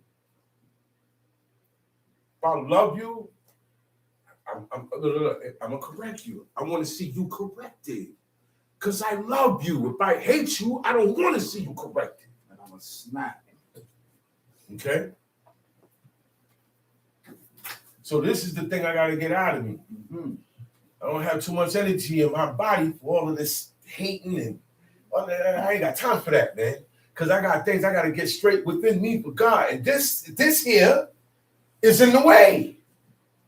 I'm becoming my own obstacle. I'm becoming my own stopping. I'm stopping myself. Some shit. And that they may teach their children. Uh-huh. And he came there and stood under the mountain. And the mountain burned with fire unto the midst of heaven, with darkness, See where it was and at? darkness. You see where they was at? Under the mountain. It was at the base of the mountain. The fire was right there. The heat is right there. Just enough to put fear in them. At that point in time, they were scared because they told Moses, you go talk to God, lest we die. And they was right. They knew very well they couldn't walk up in that smoke, in the thick darkness where God was, and speak to God and God speak to them. Only one man had that. Only one man. So they said, look, Moses, this is the deal. You go and speak to God, lest we die. Everything that God tell you, we're going to do. That was the deal. Y'all know that, right? That was the deal. But guess what? They didn't stick to the deal. That was just for the moment. Anytime the glory of God came down and descended upon the tabernacle, everybody behaved themselves. See, when the punishment is near, everybody behaves themselves. When the fire is raging hot, you want to think, but when you are far away from the fire, do you keep yourself? No, you don't. We forget easy. We forget easy once the affliction is gone. We forget God once the heat not around. Time sheet. And the Lord spake unto you out of the midst of the fire. Ye heard the voice of the word, the voice of the words, but you saw no similitude, only you heard God, the voice. He said, I spoke to you out of the midst of the fire. The fire was the mountain. You know how big that, oh man. That whole mountain range was on fire, y'all. Go on YouTube later on and put up Mount Sinai range. Put up Mount Sinai. And it's going to show you how big, you're going to see how big and vast that region is. That whole thing was on fire. And the only ones that was there under the mountain was the children of Israel. Okay? God said, you knew it wasn't fire talking to you. You knew it wasn't fire talking to you. He said, because you heard my voice coming out of the fire. He said, but you saw what? You saw no similitude. No similitude. God made it clear. Because at this time, before this, Nimrod is the one that started people off with fire god and sun worship. Nimrod started that. Okay? God said, you've seen the fire. And you heard my voice. You know it's not fire. And you didn't see nobody. But you know I was in it. That's what boosted these people. They said, oh, wow. I just can't show you what I look like. Because if I do, you're going to die. That's the power of God. Mm-hmm. That's how much energy he got coming from him. Mm-hmm. That's how much radiation he got coming out of his eyes. Mm-hmm. But the sun is nothing compared to God's eyes. He said, no If man shall we see cannot me. we can't behold him in 100%. We can't. No man shall see me. No man. Live. You're gonna die. Gonna If die. God come here, open up his eyes, everything disintegrates. Everything disintegrates. No bones, no nothing. Do y'all know that? Do you know your God? Much less this monkey with a diaper on. Do you know your God? Right, kid. God is not powers. Powers come from God. Guess what?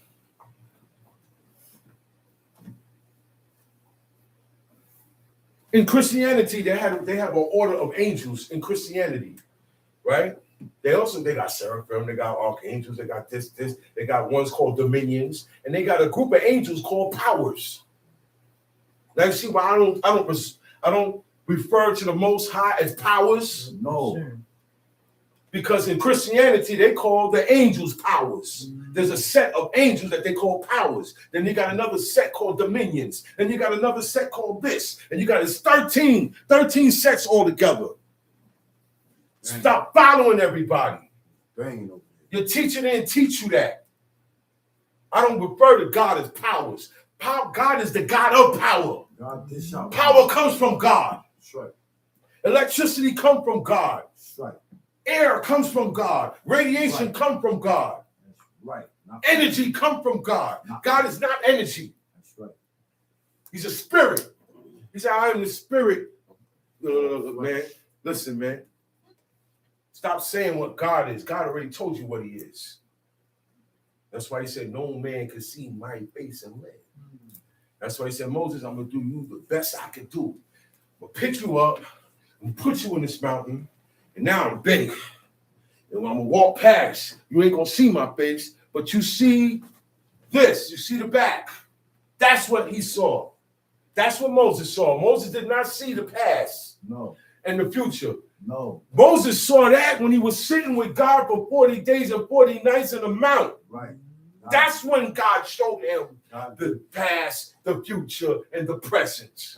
I say the present also because when he was showing him the future to come, he already showed him the past because he showed God showed Moses the beginning. This is how we know of Genesis. This is how we know of Abraham. God told Moses of the history. God told Moses about Job.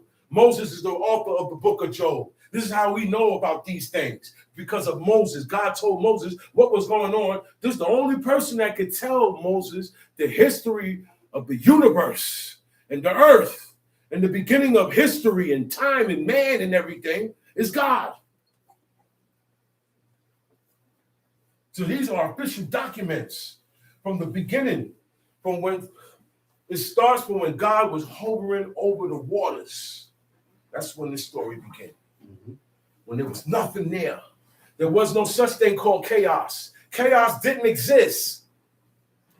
These things that we talk about today did not exist at that time. The only thing that was there was darkness and water and God. Everything else God created. If I go to this pile and I take bits and parts and then I construct something, did I create it? No. I didn't create it. It's already in existence here. Right. I just put it together. Right. I didn't create that. To bring into existence. Bring into existence mean it was not, it didn't there. exist. Look, and it got a name as soon as God said, bring it. He said, let the wood appear. Let this water, let this appear. Let whatever God said to appear, that's what it was, and that was the name of it. It got a name as soon as God created it. Tell me. And he declared unto you his covenant, which he commanded you to perform, even 10 commandments. And he wrote them upon 2 tables of stone. And the Lord commanded me at that time to teach you statutes and judgments, that ye might do them in the land whither you go over to possess it. Take ye therefore good heed unto yourselves, for ye saw no man of similitude on the day that the Lord... Watch yourself. That's what he's saying. Take good heed unto yourselves. You know what that means? Yo, man, think yourself. Be careful of your thoughts and your feelings. Because remember, you guys here, nobody else, nobody got an excuse. None of y'all got an excuse. You was here. And you had seen what went down. You did not see no form, no shape, no size, no detail when I spoke to you out the fire. You saw fire, so it wasn't the fire that was talking to you. You heard my voice, but you can't say what I look like. Just remember that. Therefore, you shouldn't have pictures. You shouldn't have statues. You shouldn't have little figurine toys. You shouldn't have jewelry that got Nefertiti heads. You shouldn't have these things. You shouldn't have put pajamas on the kids that got little cows. Spider-Man, dolphins. Spider-Man, dolphin, all these things, man. Those are images, man. Dolphin is the fish god. That's Dagon. That's the fish god of the Philistines. That's Aquaman. That's Aquaman today. Aquaman is dog. So I wig out, I see that on my child. Leave these things alone. It starts from the children. We put these things on, and this is the reason why we don't make the stuff. Facts. The people make them. Bug out. We don't have no control over it. But you can be picky with what you buy. That's right. Talk about it, man. Buy. I can't be picky with the one who's selling it. I ain't got no jurisdiction over that. We gotta eat, we gotta wear clothes, we gotta go out and buy them. But according to these commandments is how you buy them. When you're buying your food, go according to the diet that's here. Why can't you do that? You still eat just like everybody else. You got the same diet like everybody else. Talk about it, man. You don't have an original diet. You don't have a separated diet. You don't have a holy. Your diet is holy. It makes you holy. You don't have that. This is why you say, I can eat that. You can eat that. It's nothing wrong with that. It's nothing wrong with that. It's nothing wrong with that. You know why? Because there's something wrong with you. That's right. That's why you don't find nothing wrong with everything. Wrong with you. Something is wrong with you. Tom sheet. Take ye therefore good heed unto yourselves. Uh-huh. For you saw no manner of similitude on the day that the Lord spake unto you in Horeb out of the midst of the fire. Lest you corrupt yourselves. And what they did while they was there, they said, man, he taking too long. That's one thing we don't have is patience either. We don't have patience. Kids ain't got patience. The men don't have patience. The women don't have patience. Nobody got patience. Nobody got patience. Because we're supposed to wait on God. We're supposed to wait on our parents. I'm supposed to wait on my husband. We don't do that. We don't like waiting. Why you don't like waiting? Because you know why? You have a sentence to hurry up and die. That's why. That's why young don't have patience, and they don't reverence the old before them, because they're not gonna get old. Sometimes the test is waiting. Sometimes the test is there. The test is only for people. See how long you can The wait. test is not for everybody, though. You said it. The test ain't for everybody.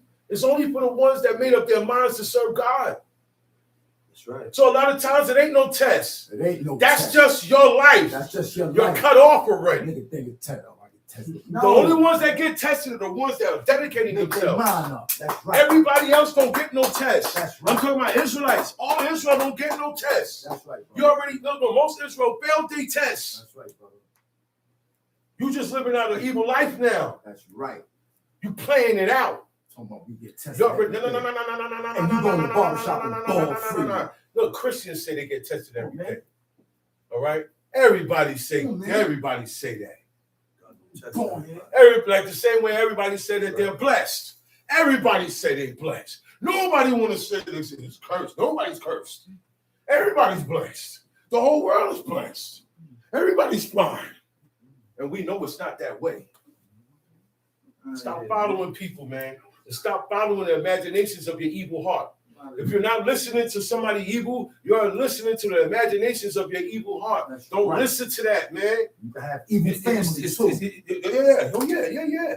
I'm saying, beside people telling you evil stuff, you got more voices in you than you have outside. There are more voices in you internally. From what I was reading, there are more foreign voices in you because you're born with it. That's right. Now, if I tap into that, outside forces could get me. Y'all got me now?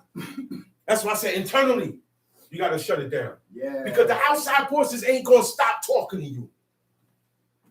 The ungodly ain't going to stop talking against the ungodly. These things are not going to stop. So I have to internally channel myself out of that. That way, when I hear it, when you say family members, friends, loved ones, doesn't matter who it's from. It's not going to click with me because I already made my mind up internally within my heart. Sounds you. Lest you corrupt yourself and make you a graven He image. said, no. This is what's going to mess you up. The beginning of Israel's corruption is graven images. Mm-hmm. It ain't shaving your head. No. Of course, it ain't eating with the blood, profaning the Shabbat, eating on Yom Kippur. That's the number one. That is why you're doing those things.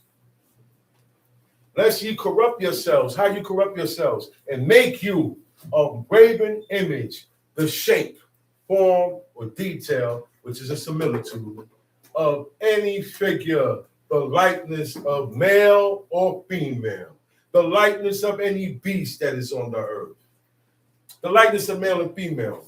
So all these deities, all these gods, you got men gods, you got woman gods, they're garbage. Yeah. They're garbage. Once you have a picture of somebody, you made them a god. That's right. If they're a dead person, you made them a god. That's right. Once you have a picture of yourself, you made yourself a god. Right. When you put it on the wall, because nobody puts it on the floor. So when you put it up, when you put these things up, it's called veneration. Right. Yeah. You venerate, all right, your beliefs and who you worship and what you worship, you show by putting it what you put on your walls. That's right. And then you make it worse for the dead nigga. Okay. Yeah. Yeah. Okay. He become a god. Okay, because now you made him a god. Yeah. You're gonna make God jealous. Yeah. God gonna lean on that. You'll get jealous. That's why we didn't do that to our dad. He said, don't do that to me. He said, don't do What that he to said, me. he said, don't do that He said, to don't me. do Man. that to He me, said, if man. y'all love me, If y'all love me, leave me alone. you're gonna show me the ultimate. He said, you're gonna show me the ultimate sign of sons that love their fathers when he died. Don't put no tombstone That's on right. my grave, no pictures. Don't That's why venerate me. none of that. He becomes a god. He said, because you're gonna make me a god. That's right. You're gonna jam me up where I'm at. That's right. Gonna get jammed up where you at. So me missing my father has nothing to do with the procedures of the dead. That's right. I can miss him all I want, Yeah. but I can't go but so far. Yeah. It's they're only doing visiting the grave. Yeah. The book of Hosea talk about that. Yeah. See, they visit the grave. Yeah.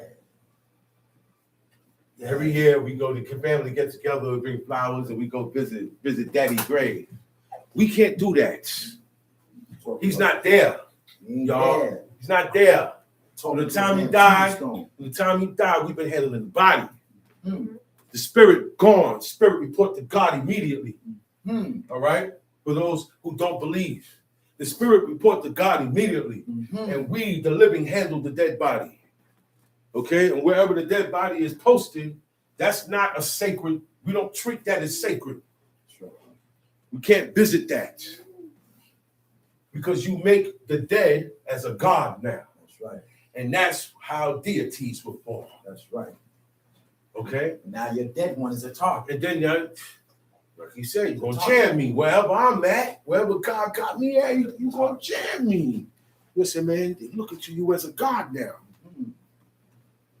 Yeah. Man, if I was the one that made everything, I'd be jealous too.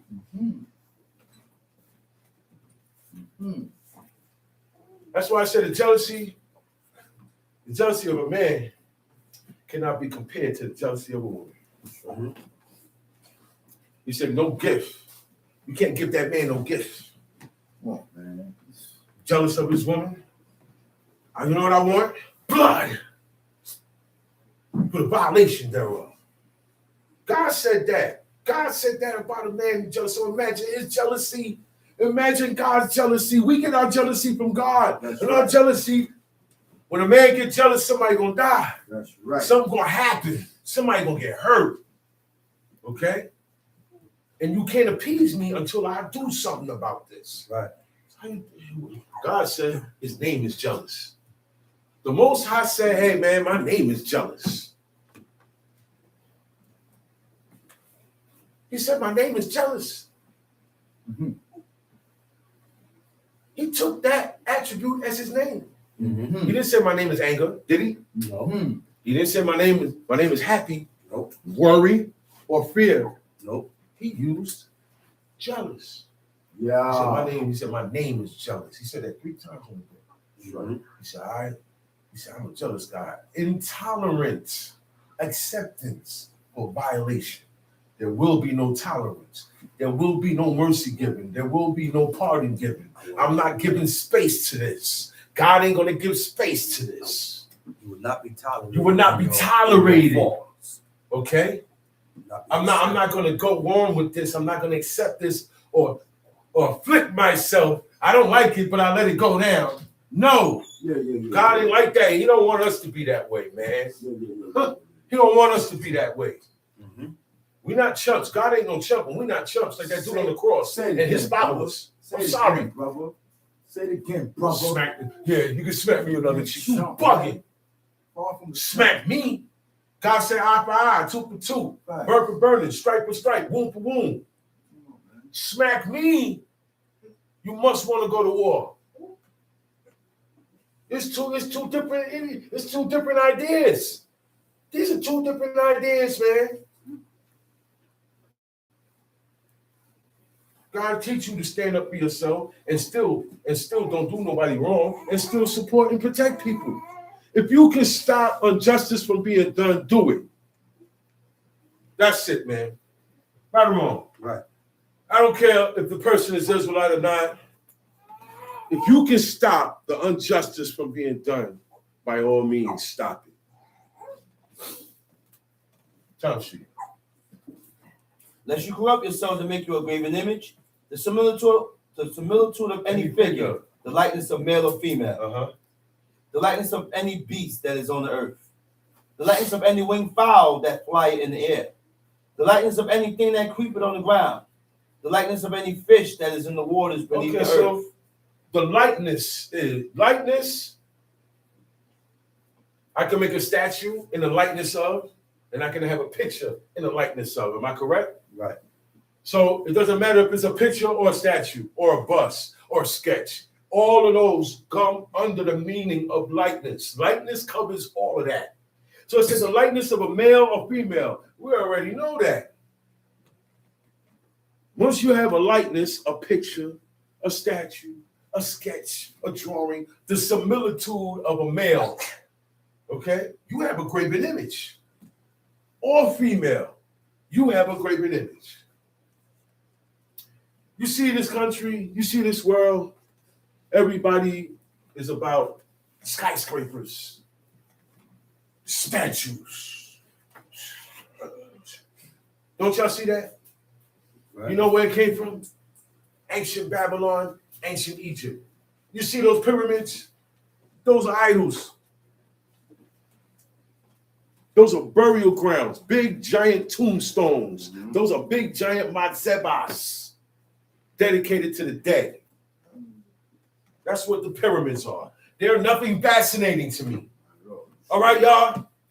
Stop letting things that's not in this book fascinate you. Taking no vacation. Right or wrong? Everything you see, let God fascinate you. God is supposed to be the only one that has you awe. Not the eclipse. Not a shooting star. Rainbow. Not a rainbow or a double rainbow. These things should be non-relevant to us. We already know God created this, and we know those are signs. We know that that's a sign. Oh, the rainbow, but we're not. Oh, you know, God, when the sunlight come up and it's still water in the air, God said, "I'm gonna put my bow in there as a reminder. I'm not gonna destroy the earth and the blood again." That's all. We add on. No, the people add on, and we Israelites follow. Wow. You ain't supposed to be. Oh, it's a rainbow. Let me take a pic. Outside with glasses.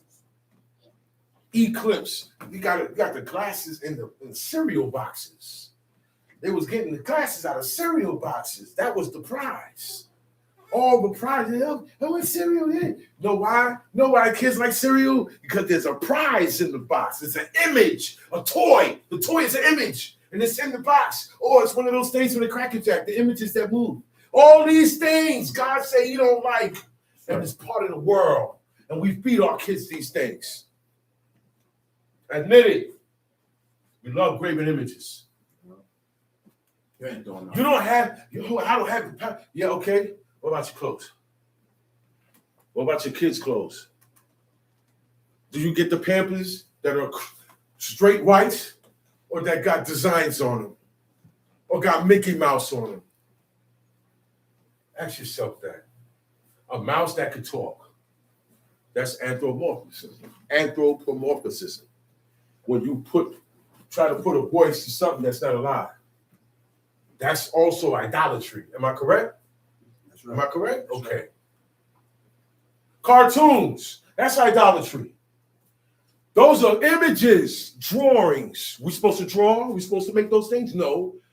How much more so I draw a whole bunch of them and make it look like it's moving and put a voice to it. Stop playing with me. Stop playing with me.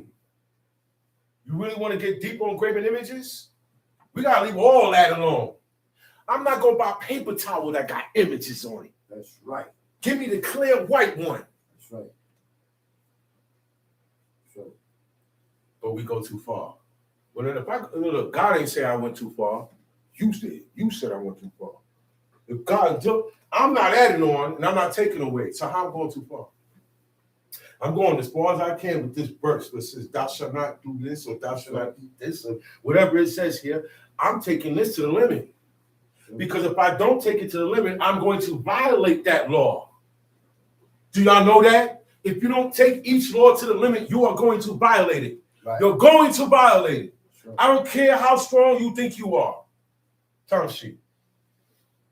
Unless thou lift up thine eyes unto heaven, and when thou seest the sun, the moon, and the stars, even all the hosts of heaven, And what? shouldest be driven. Driven. You have an urge. All of a sudden, you can't help yourself.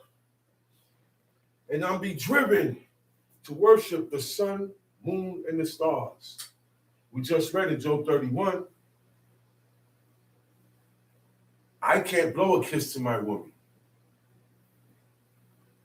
Yeah, but you're not doing it to the moon. Yes, I am. The origin of it and the action of it is always going to be towards the moon. Always. Even if I show that towards her. That's right. Gestures of worship. The gesture That's right. is worship. That's right. Oh, but I'm doing it to my woman. Okay, well then, you worshiping your woman then. Yeah, you worshiping her too, man. I'm going to go along with what you say now. Worshiping her too. Idiot Israelite. I'm going to go along with what you say now. Because a lot of Israelites are idiots. I'm going to go along with what you say now. I'm going to show you where you're still wrong. You're worshiping her. Oh, you're not worshiping the moon? It's still worship. It's That worship. act Act means of you're worship. worshiping. Whatever you blow the kiss to, that's who you worship, dummy. Facts. And it started, the first person to ever blow a kiss was to the moon. To the moon. And everybody said, this is how we going to, we can't jump up there and hug it and kiss it. So they blow a kiss. That's how we worship. And that's how they worship. And thousands of years later, everybody does it on a regular to whoever. And it means nothing. It means something to me. That's When right. I read it in this book, I said, oh, wow, we can't do that. Oh, that gesture? Wow. Doesn't make you unclean.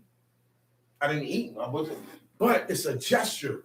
It's still abominable to God. Certain acts are abominable to God. Sexual acts, certain sexual acts are abominable to God. That's right. You find yourself loving that, you a bum. Okay? You got a lot of work to do. You gotta Yeah. change your ways. You gotta, your sexual activities gotta get stopped. That's right. That's why you can't think straight. That's right. That's right. Just because it's your Isha still don't mean y'all can do that. That's right. Y'all can't do that. That's not making a baby. You gotta leave that alone. Get that out of you. That's right. Get rid of that addiction. That's right. Because it's an addiction. It's a feel-good addiction. It's part of lust. Leave that alone. Nothing before, nothing after. Make the baby that sits. Y'all get me? Y'all get me? That's right. Okay. Tell she. And serve, and should it be driven to worship them and serve them which the Lord thy God had divided unto all nations. He said, under even the whole all heaven. the hosts of heaven. That means anything you see up there. People are fascinated by the skies to the point the first telescope was in Babylon. Where do you think they got telescopes from? You think scientists made that up? No. Babylonians. Ancient Babylonians called Chaldeans. The Chaldeans, if you look up the word Chaldean, it means star worshiper, astronomer, stargazer. So if I'm in here with a telescope, I'm stargazing. What am I looking at? Planets? What am I worried about up there for? I'm not going up there. When I die, I go down there and get divided. My spirit don't go nowhere up there. That's already covered up there. I'm not supposed to be business with all that. All I'm supposed to know is what time. This stuff is to tell me what time it is. It's about to get dark. It's about to be another day. It's noontime. That's what it's for. It's to serve me and to give heat on my crops. Now all of a sudden, I have an urge to exalt what I'm looking at. That's what it says. Should it be driven to worship them? Now I want to exalt what I'm looking at. I did this phenomenon. We don't care about phenomenons. We don't worship phenomenons. That's what people do today. People worship. You know what a phenomenon is? When you look outside, the sky is orange. People start praying. It's just lighting. That's it. The lady was on Eastern Parkway at the eclipse. The eclipse is a woman on Eastern Parkway standing by herself. People walking past and she's People like walking past this. her. Why the eclipse going on? Yeah. You know you can't even look at that directly with your eyes. That's why you need the glasses. You know, all it is two bodies coming past each other. Nothing special. The moon and the sun pass each other, and you want to pray. Dummy. Should it be driven to worship them? See how stupefied we become? The things that God created around us, we're worshiping all of it. He said, and serve them was the Lord thy God had divided unto all nations under the whole heaven. How can you serve the sun then? He said they'd be driven to worship them and serve the sun, moon, and stars. How you worship the sun? Get married the way these people get married. You worship the sun. Mess with your eyebrows, you worship the sun. Mess with your hair, you worship the sun. It's more. It's going to come to me. That's right. You got the ring on this finger, you worship the sun. That's right. I don't care. That's how they served them. You ain't got to be in the church. You ain't got to be in the church. You be in the camp. Follow the ways. Follow the customs. Follow the ideas. Follow the beliefs. You ain't got to be in the church. You ain't got to bow down. You could be in the camp. Use that ring. And they use the ring. Yeah, sun worship, and everybody in there is in sun worship. Talk about it, man. It said if you don't take the animal and bring it to the door of the tabernacle of the congregation, he said you go on your own and sacrifice it on your own. He said you sacrifice the devils, right? That's automatically. Once any sacrifice being done today is being done to devils. That's right. It automatically goes to devils. You say, yo, no, this is to God. No, God already said that ain't to me. That's me. I already redirected that to them guys. Right. You worship them because no, you ain't doing it. I say do it, and my sacrifices are holy. So that's how you serve the sun. You serve it. You serve the moon, sun, the host of heaven, the planets when you celebrate your birthday.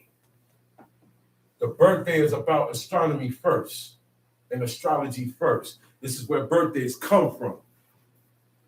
We've been telling you guys about birthdays for a while. But a lot of people didn't believe it. So we bring the origin up. The origin comes from astrology. And I'm quite sure we all agree Israelites is not supposed to be going by the astronomy and the astrology, right or wrong, right? We all say that. Oh, no, we don't deal with that, Taurus and Pisces. But that's where your birthdays come from. That's right. Birthdays come from that. Birthdays come from the signs, the 12 zodiac signs. The 12 zodiac signs come from the constellations of the sun, moon, stars, and all the hosts of heaven. So you are driven to worship it. Every time you celebrate your birthday, you celebrate the sun, moon, stars, and the constellations and all the hosts of heaven. Because that's where birthdays come from. The Chaldeans did this. See, they were in defiance.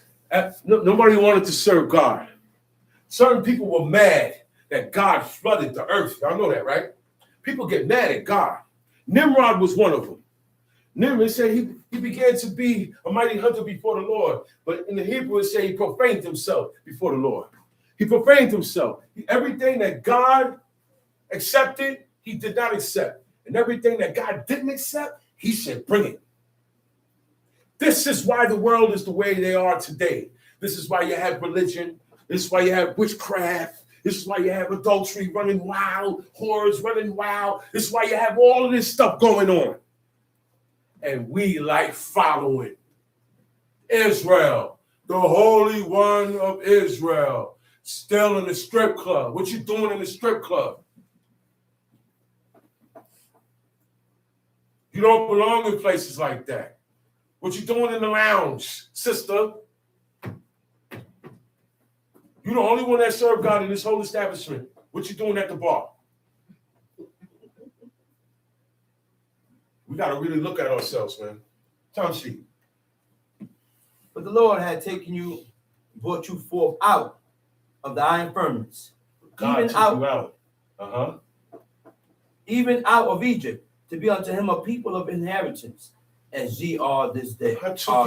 You guys were slaves. I took you out the iron furnace. You know why it was called the iron furnace? It's the furnace where everybody came to get cooked. In other words, this is where all slaves was at. Egypt ran the world. Egypt had a little bit of everybody under them as slaves, but we got the bad rap of it. We were the most. We were the number of the slaves. We were outnumbering these guys. They had Canaanites there. They had these guys there, but it was mostly Israelites. Okay? And when God got us out of there, he brought us into a covenant. And that covenant enabled us to receive an inheritance from God. Okay? Name of people that were slaves. I'm not even going to say there's only one nation that was slaves that came out and knew God, dealt with God. That was Israel. But name another nation that was slaves and revolted and became their own kings and took over the ones that they had as slaves. Name it. You can't, because it never happened. Okay? God took us out of something that was the bottom of the totem pole. God took us out of something that on a norm, you're going to die a slave. God liberated us. You know how people look at slaves? You know how people treat slaves? They look at slaves like you don't exist. You only exist to do what I tell you. You only exist to do my bidding. You only exist to die at my hand. That's how people treat slaves. You don't have no say-so. If you and your woman, y'all are slaves, and y'all have a child, I could take her and the child away from you. Slavery splits families up. All right? You can't keep your family together and y'all slaves. You can't serve God and still being a slave. That's why he said you got to get out of here. That's why God said, I got you out the iron furnace and I gave you an inheritance. What is the inheritance? What was the inheritance? You know what the inheritance was, right? Land. That was like when the father died, you go sit down and read the will and he leave you the house. That was their inheritance. Tell you. Furthermore, the Lord was angry with me for your sakes, and swear that I should not go over Jordan, and that I should not go in unto the good land. So who's talking right now? Right now, Deuteronomy is God. It's not God talking. It's Moses. Moses. Moses is talking. He's recapping everything that God said, Genesis, Exodus, Numbers, and Leviticus. Everything that God said, he's reiterating it to the people. He said, yo, and also on top of that, God was angry with me because of you. Who? Nobody likes to get punished for somebody else's doings. So I don't want to hear nothing about no man that died for everybody's sins, man. Bunch of crap, man. Sin is not something you could grab, but it's heavy. It's in the spirit world. And sin is evil in the spirit world that's in us, and we try to get it off of us.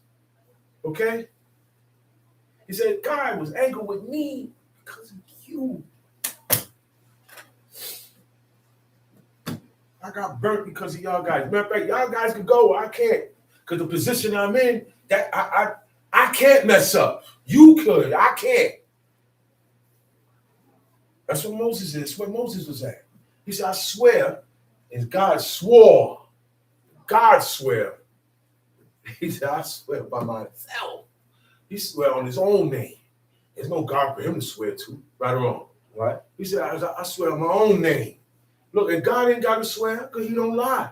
But just to show you, look, this ain't never gonna happen. He said, swear that I should not go over Jordan, and that I should not go in unto that good land which the Lord thy God giveth thee for an inheritance. That's the inheritance, time sheet. Which the Lord thy God, but I must die in this land. You hear that, man? It's Moses talking. He said, I must die. I got picked and put over you guys. I got to see God. God told me things he ain't telling y'all. I know secrets. Just getting upset at you. Getting upset at you. And I had all rights to be upset. But it costed me, man. Messed up, I can't go in the land. You know what that is? He wanted to go in the land, man. He wanted to go, man. If anybody deserved to go, Moses deserved to go before the rest of them, man. He was the most faithful in God's house, but he couldn't go. Because when you in high places, you a teacher, you're an officer, you a king, you can't mess up. I cannot allow you guys to get me upset when I'm up here and I say the wrong thing. Guess what? Or what? Or what? Or on this day. Or on this day, period. Period. Yeah, that's the adversary. Y'all gonna be good. I'm gonna get jammed. Yep. Because I'm closer. Yeah. Yeah. Whoever's closer gets more strict stuff put upon you. Whoever's closer, you get rebuked more. That's right. Whoever's closer, you get judgment more. That's Whoever's closer, you get the jewels dropped on you more. That's Whoever's right. closer, the responsibility is greater. That's right. That's right. Yeah. That's even with parents and kids. That's right. It's the same thing. He said, man, I gotta die in this. He said, in this land, in Moab. He had to die in Moab land. Because he's in Mount Nebo. He went to Mount Nebo and God showed him the land up in Mount Nebo. He said, I can't go over. He said, but you can go over and possess that good land. Yo, you know, man, listen, man, that was hurting. I feel for Moses on that, man. I feel for Moses on that, man. I feel for him. He said, look, man, I'm going to let you see the land. Do you know what it is to see it, God, but you can't partake? And that's part of your inheritance. He said, take heed unto yourselves. Verse 23. Take heed unto yourselves. You know what that means? Hold on. We got. Hold on. Take heed to yourself. You know what that means? You're on point. With yourself. With yourself. More than anything else. That's right. More than anybody else. That's right. More than anybody else. That's right. Most of my focus is supposed to be on me. So, but I don't have time for that. I don't have time for that. I've had time for other things. So my focus is never going to be on me. It's always going to be outside of me. Time sheet. Take heed to yourselves, lest you forget the covenant of the Lord your God, which he made with you, and make you a graven image, or the likenesses. Oh, so if I don't watch myself, I will forget God's commandments. That's what God's saying. Lest ye forget the covenant of the Lord your God, which he made with you, and make you a graven image, or the likeness of anything which the Lord thy God had forbidden thee. Time sheet. For the Lord thy God is a consuming fire, even a jealous God. Yeah, that's it. That word jealous again. He said, God is a consuming fire. God will destroy you with fire alone. He will consume everything with fire. He said he's even a jealous God. That's one attribute he lets you know. I am a jealous God. I get jealous. Don't give to other what you're supposed to be giving to me. Say it again. And it's Mick. only right. Say it again, Mick. God said, don't give to another that you're supposed to give to me. That's what makes me jealous. Attention. It could be attention. What you doing, Wayne? Hey, you don't give me that much attention when I talk. You don't laugh at my jokes, Isha. That's how God feels. Facts. Talk about it, Mick. That's how God. I'm just using it for an example. Not, that's how God feels. Like, wait a minute. I'm the husband. You the bride. Why are you following all those husbands over there? That's how God look at us. God look at us as the bride. God said we the bride. Talk about it, Mick. He's the groom, we the bride. Tell she. With that, I hope you got what was brought and what is to be brought out the rest of the day when we come back. Shalom Aleichem. Shalom Aleichem. The violation when Moses struck Barak, that wasn't the violation. No. The violation was when he didn't sanctify the name of God. When he said we. He said we. He put himself in the class with God. Put himself in the Him same striking the category as rock God. was not wrong. No. He said, shall we? He didn't sanctify the name of God God. said, He God didn't put a said, he separation. did not sanctify me in the sight of the people. Right. That's why. Right. He didn't sanctify God in the sight of the people. Right. Nothing to do with striking the rock. Anybody have any questions? Speak your questions, say your questions now before we close up.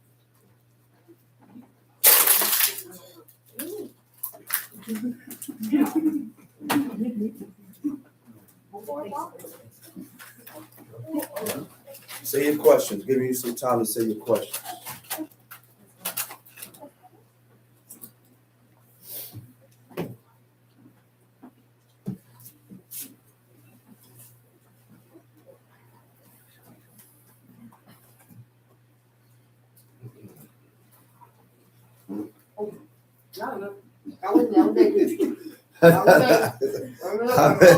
I know it's good. And with that, so shut it up. Shut it down? Yeah. Okay, Shalom Aleichem. Remember, it's still the Shabbat day. Yeah. Coming back for second half. 4:30. 4:30. 4:30.